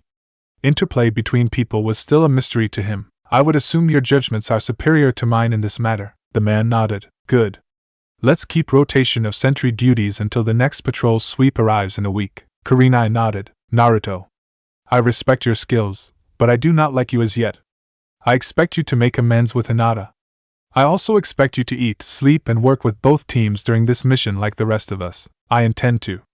If I may be honest, they both nodded. My interpersonal skills are poor. I have not had much chance to work with others my age, so I apologize for any offense I cause. Kurenai nodded, but her expression was firm. Guy was confused. Who are you? Asked Kakashi. Ah, my eternal rival. He did not say much of you, but I shall learn more. When I return I shall challenge him for the knowledge. I shall. A vision from Kurenai swam in front of him. It was a genjutsu, and it was only one thing. A sign. A basic wooden sign. Run whilst he's ranting about challenging Kakashi whilst you still can. I'll grant you this small mercy. He broke the genjutsu and fled quietly and thankfully towards the camp. He could feel a sunset forming behind him, and he wasn't sure that was possible. The fire crackled as night began to break. The genin around the camp began to get down to the meticulous tasks required after such a battle. Kiba lay peacefully, his breathing steady. The anti-venom had worked, and he would soon recover. Hinata was by his side, daubing cream onto some of the small cuts on his body. Shino sat on his own, quietly in meditation. Guy's team was off keeping watch, and the site was quiet. Naruto realized he had to breathe deeply as he decided now was a good time to talk to Hinata. He realized he was slightly nervous. He walked over and crouched next to her, observing the careful way she applied the cream to even the smallest cuts on Kiba's arms. He breathed deeply to calm himself again and caught the scent of the cream. Lavender and aloe extracts? She looked around sharply, and he realized she hadn't heard him arrive. Then again, he never wanted anyone to notice his arrival. The sudden conflict was confusing. Oh, Ano Naruto-san, I didn't see you arrive. There was silence for a moment. Sorry. He realized he had blurted the word. He suddenly felt his cheeks burning under his hood. He'd never experienced this nervousness before. He wasn't going to die. He wasn't in any danger whatsoever, so why was he shaking a little? It's okay. His fugue was broken by those simple words. Oh, there was more silence as Hinata turned back to her work on Kiba. When she finished, she screwed the lid back onto the tin of cream and placed it back into her backpack. So, Naruto-san, who are you? He realized that a lot of people asked him that question. He also realized that eventually he'd need a new answer. I'm a ghost, I guess. I don't know how to describe myself. That sounds lonely. Her voice sounded quieter somehow. It isn't. Well, it is. A bit. Sometimes, but I don't mind. I like being alone sometimes. He mentally chided himself for the sloppy, contradictory answer. So who are your friends? Anko-chan and Byakugan, I think. I'm not sure what makes a friend. It is hard to define, the girl nodded. A friend is someone who's there when you need them the most. Oh, Hinata looked at him with her pale, lavender eyes. What was he? He would have killed her had he been given the chance, and yet now he seemed so out of place. Can I, see your Byakugan? Naruto looked at her, and briefly activated it to see that no one was watching. He also got a long glimpse of Hinata's chakra flow. It was pale and gentle, almost seeming to withdraw from his sight when seen. He wondered if someone's chakra was a good indicator as to what kind of person they were. Her flow was pleasant to watch. No one was watching them. He pulled back his hood, then softly moved the strip of fabric that hid the Byakugan aside. Hinata stared into his eyes, the azure blue and pupilless Byakugan sitting oddly either side of his nose. The eye was familiar somehow, but then most Byakugan looked the same. She looked at the area around the eye with her own Byakugan sight, and saw the damage. Your eye socket is damaged. The nerves and chakra around it are strained. You must feel pain whenever it is used. She reached to touch the side of his head near the replaced eye. He rapidly pulled the strip of cloth back and threw his hood up, turning the side away from her outstretched hand. She realized that he didn't want to acknowledge it. I cope. The loss was painful, but I am glad. The Byakugan is a wonderful thing. Your chakra is gentle. She checked his. It was dark and restrained. She realized that something on him was blocking it, yoking it and keeping it in check. Yours is pained. You must be. She lost the words to say, but she knew what she felt. He had to be in constant pain. He knew he was sometimes lonely. He felt physical pain constantly. What was he that life had treated him so badly? Naruto shrugged. I cope. There was silence again. Naruto thought rapidly to come up with something to talk about. So, your healing cream. How did you create it? It is impressive. Hinata flushed slightly and pushed her fingers together. I like flowers and I learned their properties and so thought it might work. Would you like some? I would appreciate it. It could prove useful on missions. She reached into her pack and rummaged for a fresh tin. She withdrew it and opened it to check it. He caught a sniff of the cream, and found the smell to be pleasant. He then realized he hadn't washed since the fight. He shrugged off the cloak and checked himself. There was a gash along a portion of his arm, the wound caked in dried blood. He'd suffered injuries like it before in training. He would heal in a couple of hours without assistance. Hinata took some of the cream and rubbed it onto the wound instinctively. He felt a slight tinge as the paste sat on the exposed wound, before it began to feel less painful. Then they realized what she was doing, and the contact of her hands on his arm. Hinata drew back quickly and turned away, her face turning slightly pink.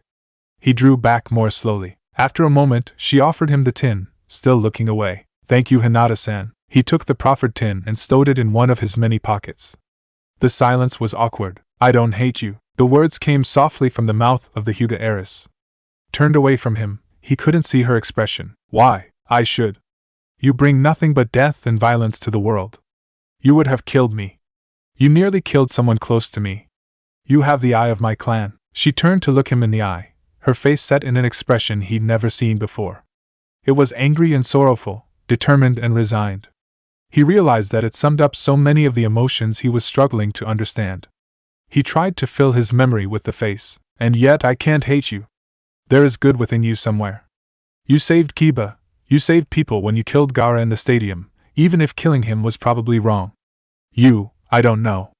You scare me. Naruto didn't know what to do. Their gaze locked, blue eye meeting the pale, pupilless eyes in a gaze that lasted for what seemed like some time. The fire crackled, and Naruto couldn't tear his eyes away from Hinata's. It was the longest he had ever looked at one person, and he had to remember this moment. Something deep within called him to remember, the face, full of emotion. Every emotion. He found himself seeing a face that wasn't a single emotion but was every emotion. All of them. And yet at the center of it all this quiet girl. Her face. Her eyes. There was a cough from off to one side, and Hinata jumped a little. Naruto merely turned to face the noise quickly.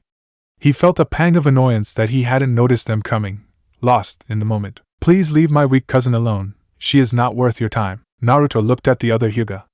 He recalled the name Niji. His face was the opposite of Hinata's.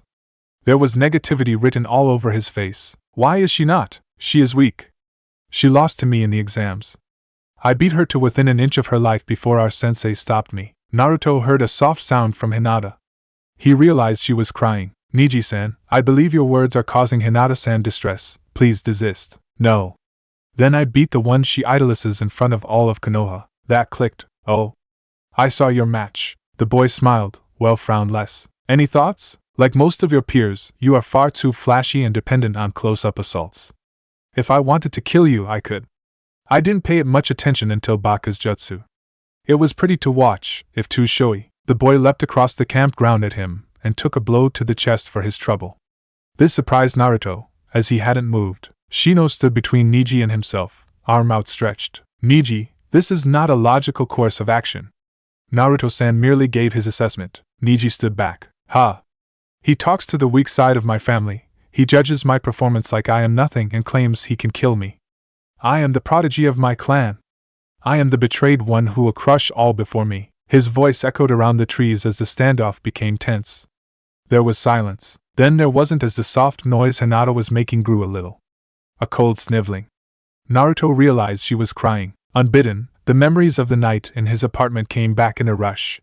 He remembered what had happened in the end, and how people had acted with him. He knelt down next to her, and wrapped his arms around her. It's okay, it's okay. He felt his shoulder become a little damp as the tears fell into it. He felt her arms wrap around him and hold tight, like there was nothing else in the world. He knew it would happen because he had done the same. He understood someone else. He didn't look, he didn't dare. Activating the Byakugan in front of Niji might well be suicide, but he heard the boy's scoff. Ha! Look at her cry. Destiny is destiny, and she will always be weak. Now I have to pass the guard on to Kurenai-sensei. He moved off, deliberately loud. Shino knelt next to Naruto and Hinata, and placed a hand on Hinata's back. The sad noises had dulled to nothing.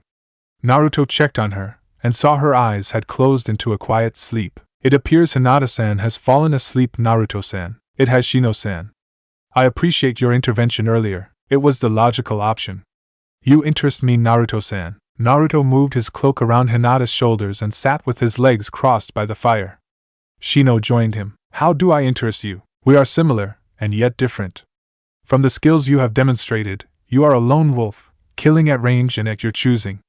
You are, however, very much a lone wolf. You do not actively seek others, and you did not choose to reveal your presence until you needed to. You avoid detection, and when you throw off your hiding place, you strike quickly. Those are differences, Shino-san. Your clan specializes in hive tactics, using your bugs as a coherent swarm to achieve success. You act with a team, and although you hide, you care deeply for your teammates. This is likely due to your clan and mannerisms, indeed. Yet we are similar. We both hide our faces and prefer the clear air of the outside. It also seems logical that you prefer the dark, as you shift your body so that you don't get as much light on your face as you can. You also think in a logical manner, in fact more logically than I. How so? When I consider something, I too consider the wide variety of options in a fight. From my observations of you, you act as I do, so in the skirmish we took part in, I moved into a further support role once you had committed to protect Kiba. You performed the action I planned to take just before I did. I was slower than you because I feared that committing myself to the situation would be dangerous, or that I might misjudge and hurt Kiba-san. So you say I do not consider the danger of a situation? I'm saying that you do not act upon normal human concerns, like fear. I trust you are not going to share this conversation with everyone? Of course not, you are an ally, and it would be foolish to share this conversation for no reason. Thank you. I don't act upon normal human concerns because I am not normal.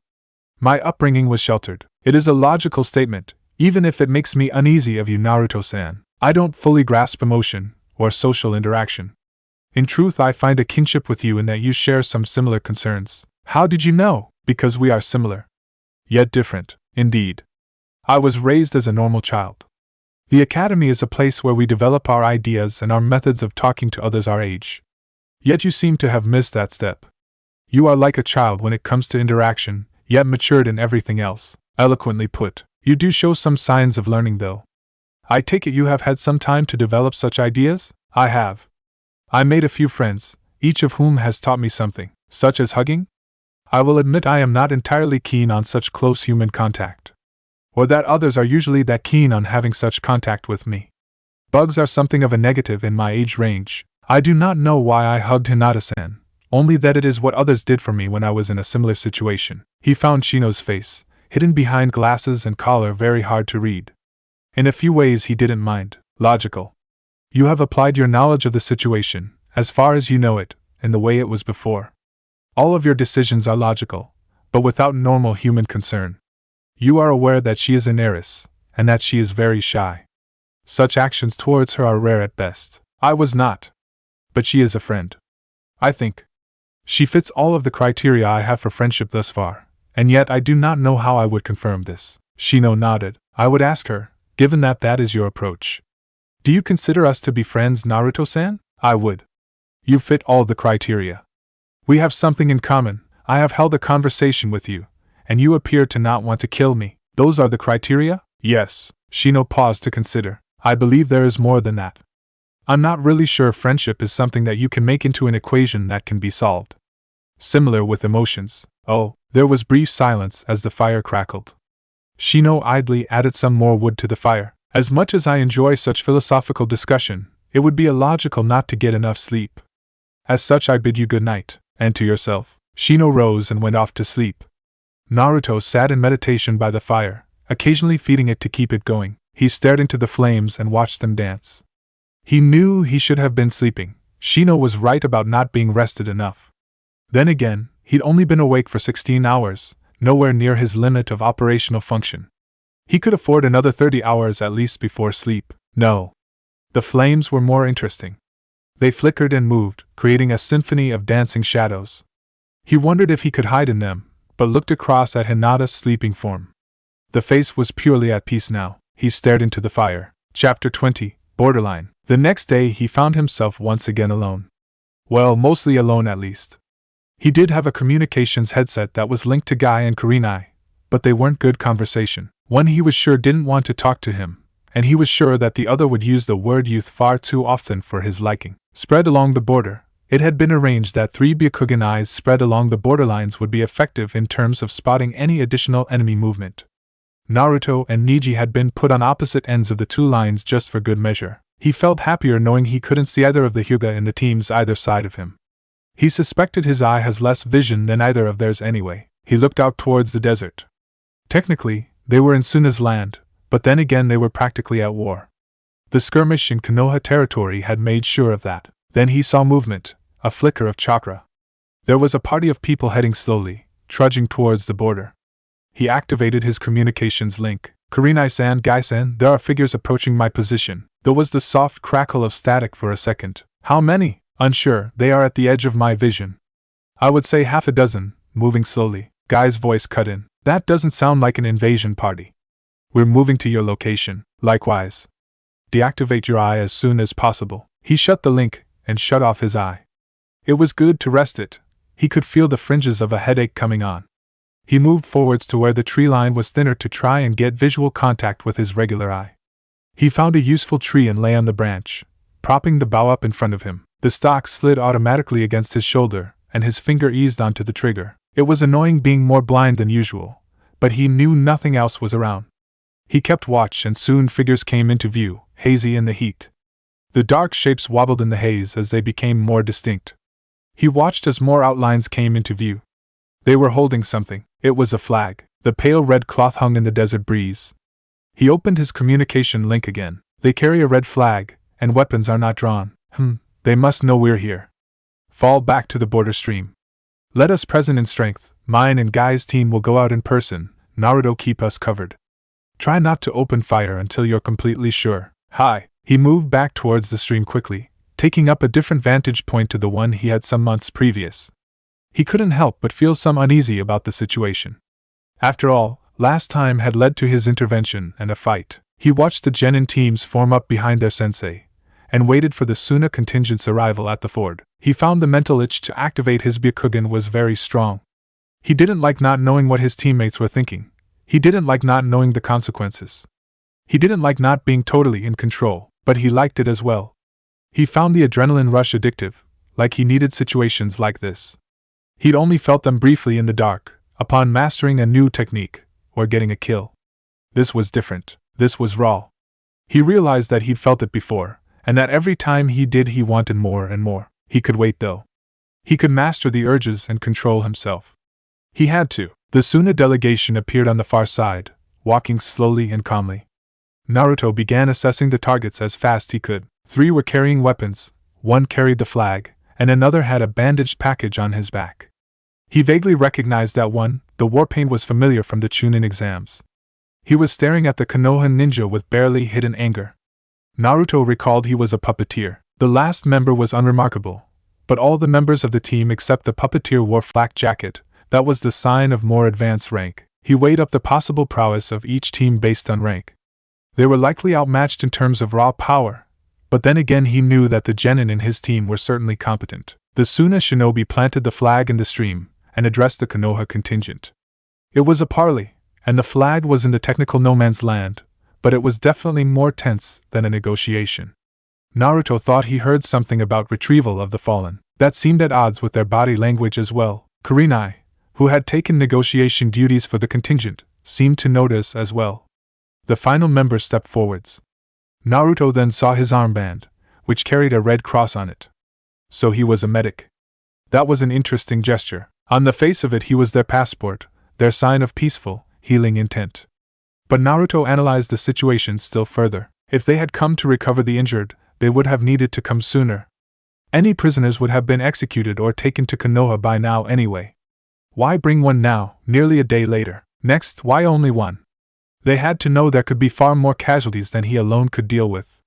It made no sense. He checked the Konoha delegation. They seemed fixated on the display.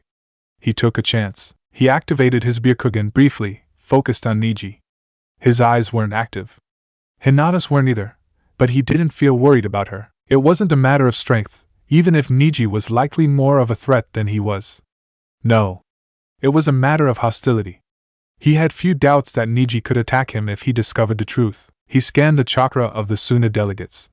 They were all fairly strong. He felt more uneasy. He deactivated his Byakugan just to be sure and continued to view the exchange. The Sunanin had his arms opened wide by his side, a non-threatening gesture. They weren't near his weapons, they weren't about to form jutsu. They drew attention to him and away from his team. Their hands were placed a lot closer to their equipment. Naruto brought his crossbow up to aim at the back member of their party. To hell with the consequences, he needed to be ready and he needed to know what was going on.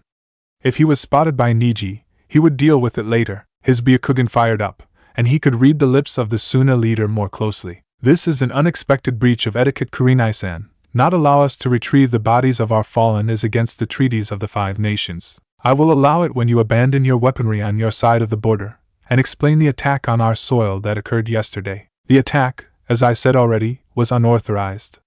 A jonin with a grudge on a power trip with several genin teams who didn't know better. I hope you understand this was the action of a single man, not the will of our nation. I don't care. It is an infringement on the shattered remnants of our alliance. Leave your weapons here, and we will allow your medic and 1 other of you across to check on the dead, then you can leave. That is unacceptable. Tough. The tension over the stream began to rise again. Kurenai found herself suffering déjà vu, the last confrontation at the stream rising to her mind. May I have a moment to discuss this with my team? Of course. Any sign of violent intent will be acted upon with appropriate force. The Suna Jonin withdrew and began discussions with his team. With his back turned, Naruto could not see the conversation. He saw Niji's eyes flare into life, and he shut his own off. He should have been quick enough. He looked at the teams from his hiding place, and saw Niji was focused on the team on the other bank. He glanced off to one side and saw the gleam of a sword in the bushes beside the Konoha team. He reactivated the Byakugan, feeling the spike of pain blossom in his head from its overuse, and saw them. They had two teams. The second was smaller, and was coming round to flank the Konoha contingent. He cursed himself for not spotting them sooner, getting caught up in the big event in the center. He judged the three figures, and waited for the buildup of chakra that might signify a jutsu. He saw it. He fired. The chakra buildup stopped as the bolt cut through his chest.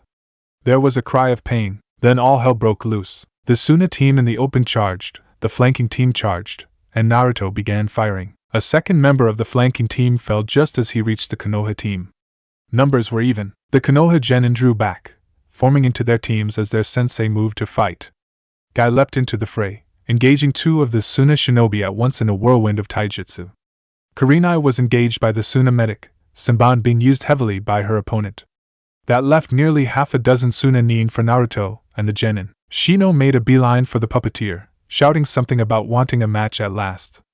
Bugs swarmed towards the puppeteer as he unleashed his puppets. The three Suna Chunin attacked together, driving for Hinata and the still injured Kiba.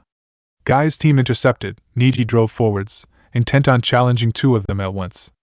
Tenten began to rain weaponry towards the third. Hinata's eyes blazed into life, and she spun to dodge the blade of the final member of the flanking team. Kiba tried to move forwards but faltered. His body had clearly not recovered and his opponents knew it. Naruto thought fast and realized he needed to engage once again. But this time he would be more careful. The Jonin sensei could certainly handle themselves in this fight. They were moving their opponents away from their genin, or being moved away. Both scenarios made sense. The Suna enemy wanted the Jonin away from the genin so they were less protected, and the Jonin wished to employ their most powerful techniques without risk. Naruto dropped from his hiding spot and moved along the same path the ambush squad had come in on. He heard a swish as Hinata dodged another swing from the curved blade. He slipped his tanto into his hands. He came out behind the man, and Hinata saw him. To her credit, she didn't hesitate, and he realized that she had seen him coming long off with her Byakugan. She dodged another swing, moving under the blow. Naruto lunged at the man's unprotected back. The man turned his blow aside with a deft flick, and Naruto kept hold of his blade, spinning with the momentum. The man moved to strike him before freezing. Hinata launched a series of rapid strikes into the man's back, and he collapsed. Naruto made to finish him, but felt Hinata's hand on his arm. His blade was a centimeter away from puncturing the man's neck. He looked at her in confusion. He was an enemy. Why not finish him? Hinata moved his arm away gently, shaking her head. He withdrew his blade and moved with Hinata to attack the shinobi currently trying to engage Tenten. Her rain of steel had lessened slightly, as her opponent, a Kunuchi with black hair, had been able to survive the onslaught. A wind jutsu tore the branch she was jumping towards apart, and Tenten was forced to bounce awkwardly off the tree instead. The Kunuchi leapt down to engage her at last, only to meet a crossbow bolt coming the other way. She turned away from it, but still took a grazing blow to the side which ripped open the flak jacket and spun her. She landed awkwardly and deflected several shuriken of Tenten's just in time to avoid a spiky death. She launched forwards with a battle cry, but stumbled, her ankle twisting from the rapid motions. Tenten smiled and a staff was in her hands. They charged. Naruto let the girls take the lead. They were arguably more dangerous up close, and he was better at taking opportunities. Tenten went in high, Hinata low. To her credit, even wounded the Kunuchi was still a dangerous opponent. She ducked under the staff sweep, pivoting on her undamaged leg, before blocking Hinata's first strike with her forearm. Tenten leapt over her opponent, and swung downwards, which she blocked with her other hand, grabbing the staff and pulling to put Tenten off balance. She lashed out with her damaged leg to get force Hinata back. Naruto circled as his teammates attacked again. Tenten jabbed forwards, causing the Kunuchi to spin. Hinata came in, drawing the attention. As her attack was blocked, Naruto came in from behind and impaled upwards. The woman coughed blood and was silent. Naruto withdrew his blade and kept moving. He realized Hinata and Tenten were still looking at the body. "Come on!" They snapped out and moved. "Kaiten!" Niji spun, keeping the two Sunanin at bay. He was holding his own, but he could feel the fatigue creeping up on him. He had to finish this sooner rather than later. Then I can see if Hinata's destiny of failure has caught up with her. He backflipped to avoid an attack from one of the nin, then felt another wind jutsu slice the air near him. That was too close. He kicked out, knocking the taijutsus away. Then he moved towards the one who was firing jutsu. He sidestepped a kunai that he manned through, and then struck. 8 trigrams, 64 palms. The man crumpled under the assault, falling to the ground in pain.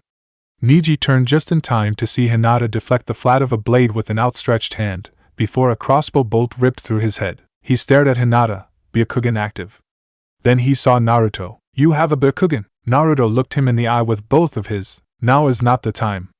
The Jonin are still engaged and Naruto ducked on instinct as the chakra-charged palm sailed inches from where his face had been.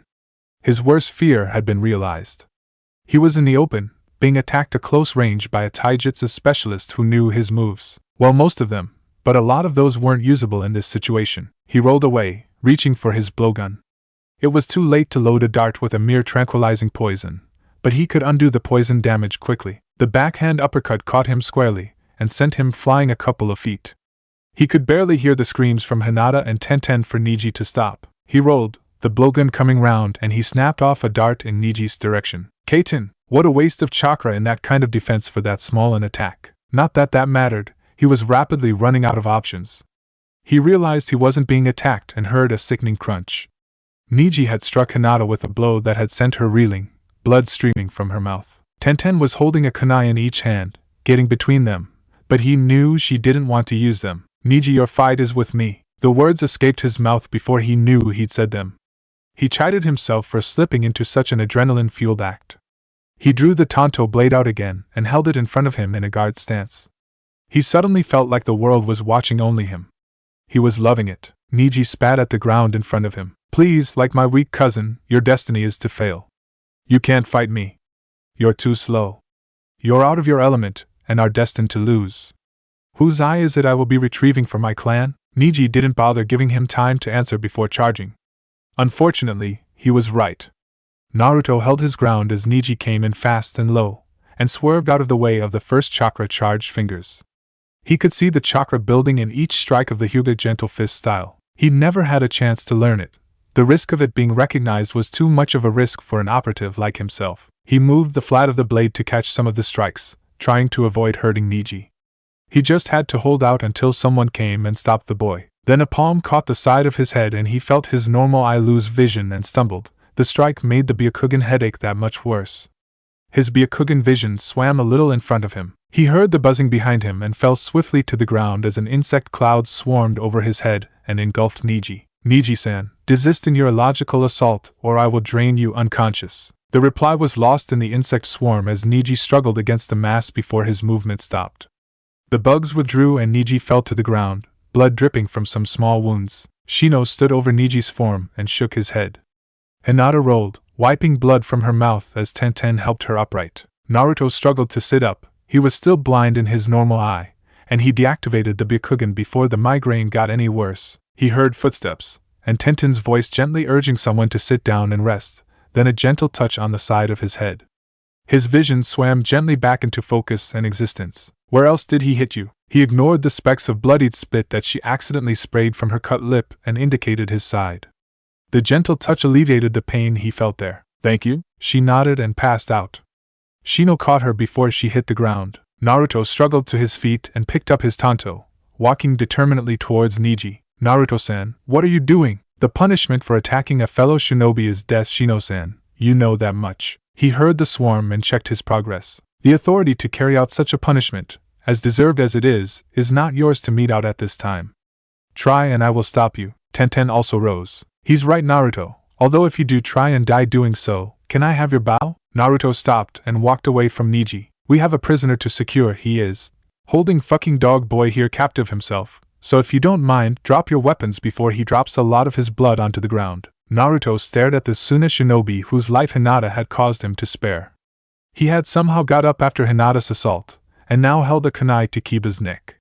Akamaru lay some feet away, whimpering gently on his side. The bow snapped into Naruto's hands in seconds, aimed right between the man's eyes. He had to play this just right. That is the opposite of what you're supposed to do. Aren't you Konoha types meant to believe in the will of fire and all that crap? I believe my crossbow will kill you. Oh, a wise guy. The man shifted so he was almost completely covered by Kiba, but in doing so he couldn't see Kiba's face. What now, wise guy? You can't hit me without hitting him. Now, let's stop being a brave little genin and drop the bow. And the other two of you back off nice and gentle. I think Blondie here is going to suffice for this bit. Naruto kept the bow aimed steadily. He looked steadily at Kiba, who was sweating and pale. But he did give a sign. His mouth was moving in slow, deliberate ways. The message was surprising, but it gave Naruto an option. Do it. This is going to hurt you. What is your name, Suna-san? The man chuckled. Kiba mouthed again. I am known in Suna as the guy who gets what he wants.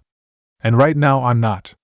So drop the bow. Do it. Try not to kill me. Are you really sure? Yes.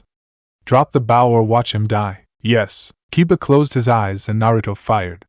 He heard the cry from Shino and Tenten of shock, and the cries of pain from Kiba and the man as the bolt went through Kiba's shoulder and into the man's chest behind him.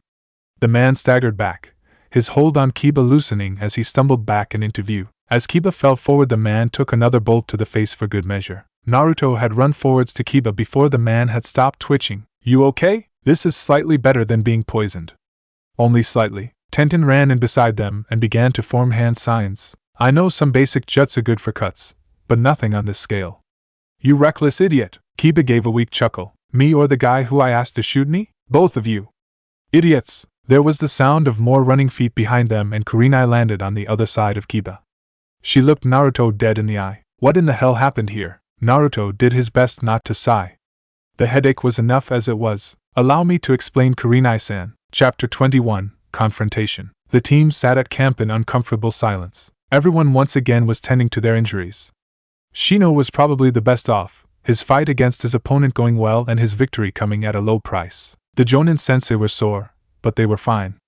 Mentally, they were more than a little shocked. Tenten was shaken up, and Naruto was still bruised from his encounter with Niji, who was sitting very much alone with his back turned. Judgment on him would have to wait until they returned to Konoha.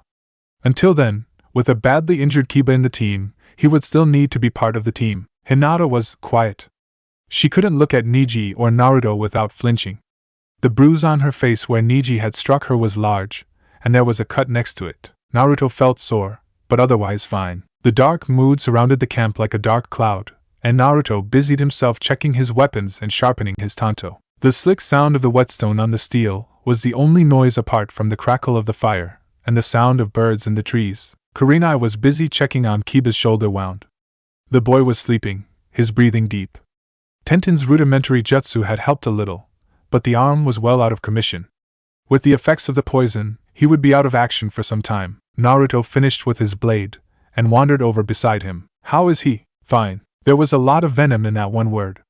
His explanation had been backed up by Hinata and Tenten, and to an extent Kiba in his injured state, but Kurenai was still curt. I apologize for shooting him, but it was the shut up. He did. It was an order from a higher-ranking shinobi, so he obeyed instantly. Shut up and don't explain. You threatened one of my students, then you shot another. What next? Are you going to cut Ashino's arm? Only if it were necessary. The slap stung the bruised part of his face. Everyone stared. Guy had made it over to them in the time it took the others to look. Why do you assault our youthful comrade? Why? He's a danger. He's a problem. Every time he has showed up, bad things have happened. He helped our teams fight. He might have saved their lives against superior numbers. He shot Kiba. If he hadn't, the man could have killed him. Could have. Hadn't. I would have preferred he got away. Got to tell Suna what happened. He fought youthfully, even if he did shoot Kiba. He carries a Byakugan and ripped apart any chance of teamwork by default. Every injury on my genin other than Kiba's poisoning is his fault. He is the root cause. No. Niji assaulted a fellow shinobi. This was not Naruto's fault. I don't care. Guy and Kurenai looked at each other as silence reigned. There was a small sound, stifled almost as it started. Kurenai's face softened as she saw Hinata stand. Yes, Hinata-chan? And Naruto-san is not to blame. I am. How? I made him spare the Suna shinobi's life after I disabled him. That is why he was alive and able to capture Kiba. ISSH should also have seen the flanking team that Naruto-san attacked. Don't be so hard on yourself, Hinata. You helped bring down enemies and fought well. Niji could have seen the team coming as well. She shot a brief glance at the boy, who was looking exactly the other way. If you are that hard on Naruto-san, you have to be that hard on everyone else. Oh, otherwise it isn't fair. Kurenai looked deeply at Hinata. The girl seemed to withdraw under the gaze, but was trying to hold out. She is right, Kurenai-sensei. Her conclusion is logical. Naruto-san was welcome help on our missions, and whilst his ocular prowess may be a source of conflict, he did not actively seek it. Naruto realized he needed to breathe and did so. This situation was unexpected and fascinating. The genin were arguing against their superior's judgment in a way he had never even conceived of. He found himself viewing a paradox. The sensei's judgment was challenged logically by her teams, and yet she was the sensei, and her orders went. He kept watching. He had very little idea of what was going on. He shot Kiba. He shot your teammate. Does that not bother any of you? And Naruto is a good person inside. I know it. Whilst his actions were unconventional, Naruto saved Kiba's life without risking it unduly. Although there was possibly another solution to the problem, the situation demanded immediate action. Kiba was fully consenting to the action. Kurenai looked at her two conscious genin with a look of deep, genuine surprise on her face. Seeing their lack of reaction to this, and realizing that their reactions were genuine, she regathered herself. She turned to Naruto and threw her hands up in the air. Well, they accept your actions, and for that I am glad that they are trusting of you. I do not trust you. I do not like you. Never come near my team again whilst I am there. Do I make myself clear? Hi. There was a moment of silence before Guy leapt into the air with a whoop. Yash!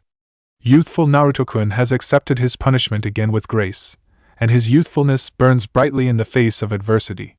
Lee will hear of this, and when he recovers, we will redouble our training. He stepped forwards and stuck out his thumb, white teeth gleaming brightly even in the firelight. Tenten made a sound like she was going to throw up, and Hinata and Kurenai giggled a bit. Oh, come now, Tenten, you know you enjoy our training. A little, I guess. Kurenai smiled in her direction. Wait till you've known him as long as I have, Tenten. The craziness grows on you little by little. The girl looked horrified by the very thought.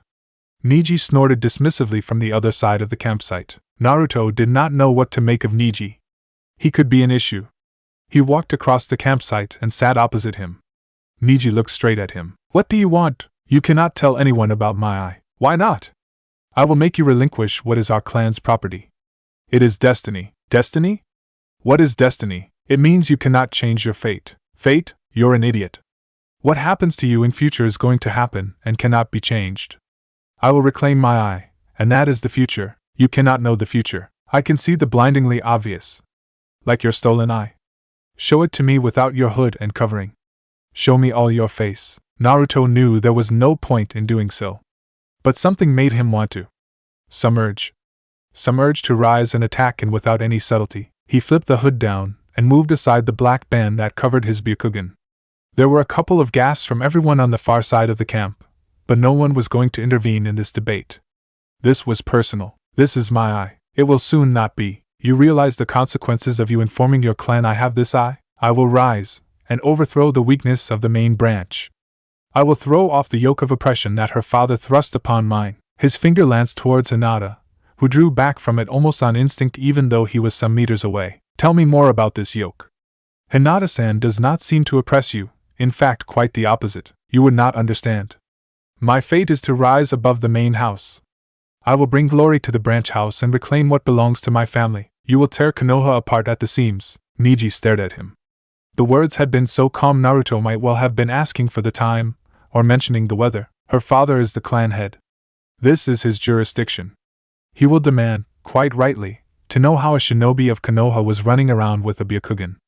He will wonder if there are any other such shinobi running around. Now, with the old Hokage came the answers, the truth behind me. But with no Hokage? A new Hokage? How will they deal with the situation? They cannot. They have no answers, and Konoha will look inwards. It will tear inwards as one of the most powerful clans starts to question the leadership. You know what happened to the Uchiha clan? The very same could happen to the Hyuga. What then? What fate do you see? Niji stared at him before lunging forwards. Guy stopped him and had the boy in a loose but effective armbar in seconds. Niji, do not attack another shinobi of Konoha again. I demand a spar with him. See if he can match up to me without his eye. Kurenai strode over to the conversation. You have no right to ask that, Niji. I accept, but with a condition. She stared at Naruto. That condition? If I win, he is sworn to silence on the matter. I accept. It is my destiny to win. Guy released the hold, and Niji got up. He walked calmly over to Naruto, standing some inches taller than him. Tomorrow, he spat on Naruto's chest, and then walked away. The rest of the night was spent in tense silence. Kurenai had gone to do sentry duty, and Guy was watching over the sleeping genin. Naruto kept staring into the fire. You're mad. He looked to his left to see Tenten sit down. He'd heard her coming, but he was planning. He looked back into the fire, watching the flames dance. You're mad, you know that? Niji is the best genin on Konoha at the moment. He'll be a chunin soon enough, and he will push for victory at all costs. I know. How can you fight him? Your Tonto will help, but his fighting style gives him enough clout to stand up to weapon strikes. You won't have time to fire a shot, and you won't win with the blowgun. I know. Then how are you going to win? He looked at the fire again. A log in the center was about to split, the wood weakening where the fire burned hottest. It began to bend before shattering, sending a pall of sparks into the sky. He watched them float, imagining the science behind it, the logic and order. He realized there was a part of him that just wanted to watch them dance in the dark. A kunai embedded itself in front of him with a thunk as the metal knife stuck quivering in the dirt. Answer me. The voice was closer, quiet, whispering and urgent. He looked again and saw her face again. There was a quaver in her eyes and lips that demand answers. You want me to beat your teammate? Tell me, seeing what you've seen of my fighting, do you think I can win without killing him? She bit her lip and withdrew. Or do you think he'll kill me? She looked at the ground. I think one of you might die. Maybe Guy and Kurenai-sensei will probably intervene in time to stop it, but even so, someone is going to end up badly hurt. I don't really want it to be either of you. Given his luck, it might be Kiba. She let out a weak chuckle as he continued to look at the fire. How would you be Niji? I wouldn't. His Kaden protects from range, he attacks from close range. Some kind of disabling earth jutsu might work. Maybe a high-power jutsu. But you don't use them. You can't hide from his sight, and he's better close up. So you'd give up? I'd try, but I'd need a new strategy. How do spars work? I've never had one this formal. How were you trained? Extremely. That makes no sense. It does, she shrugged. He was insane after all. Well, you start off separated by a few meters, then fight till one of you wins, I guess. Kurenai-sensei will probably lay down the rules before the fight. Naruto smiled. He knew how he was going to win.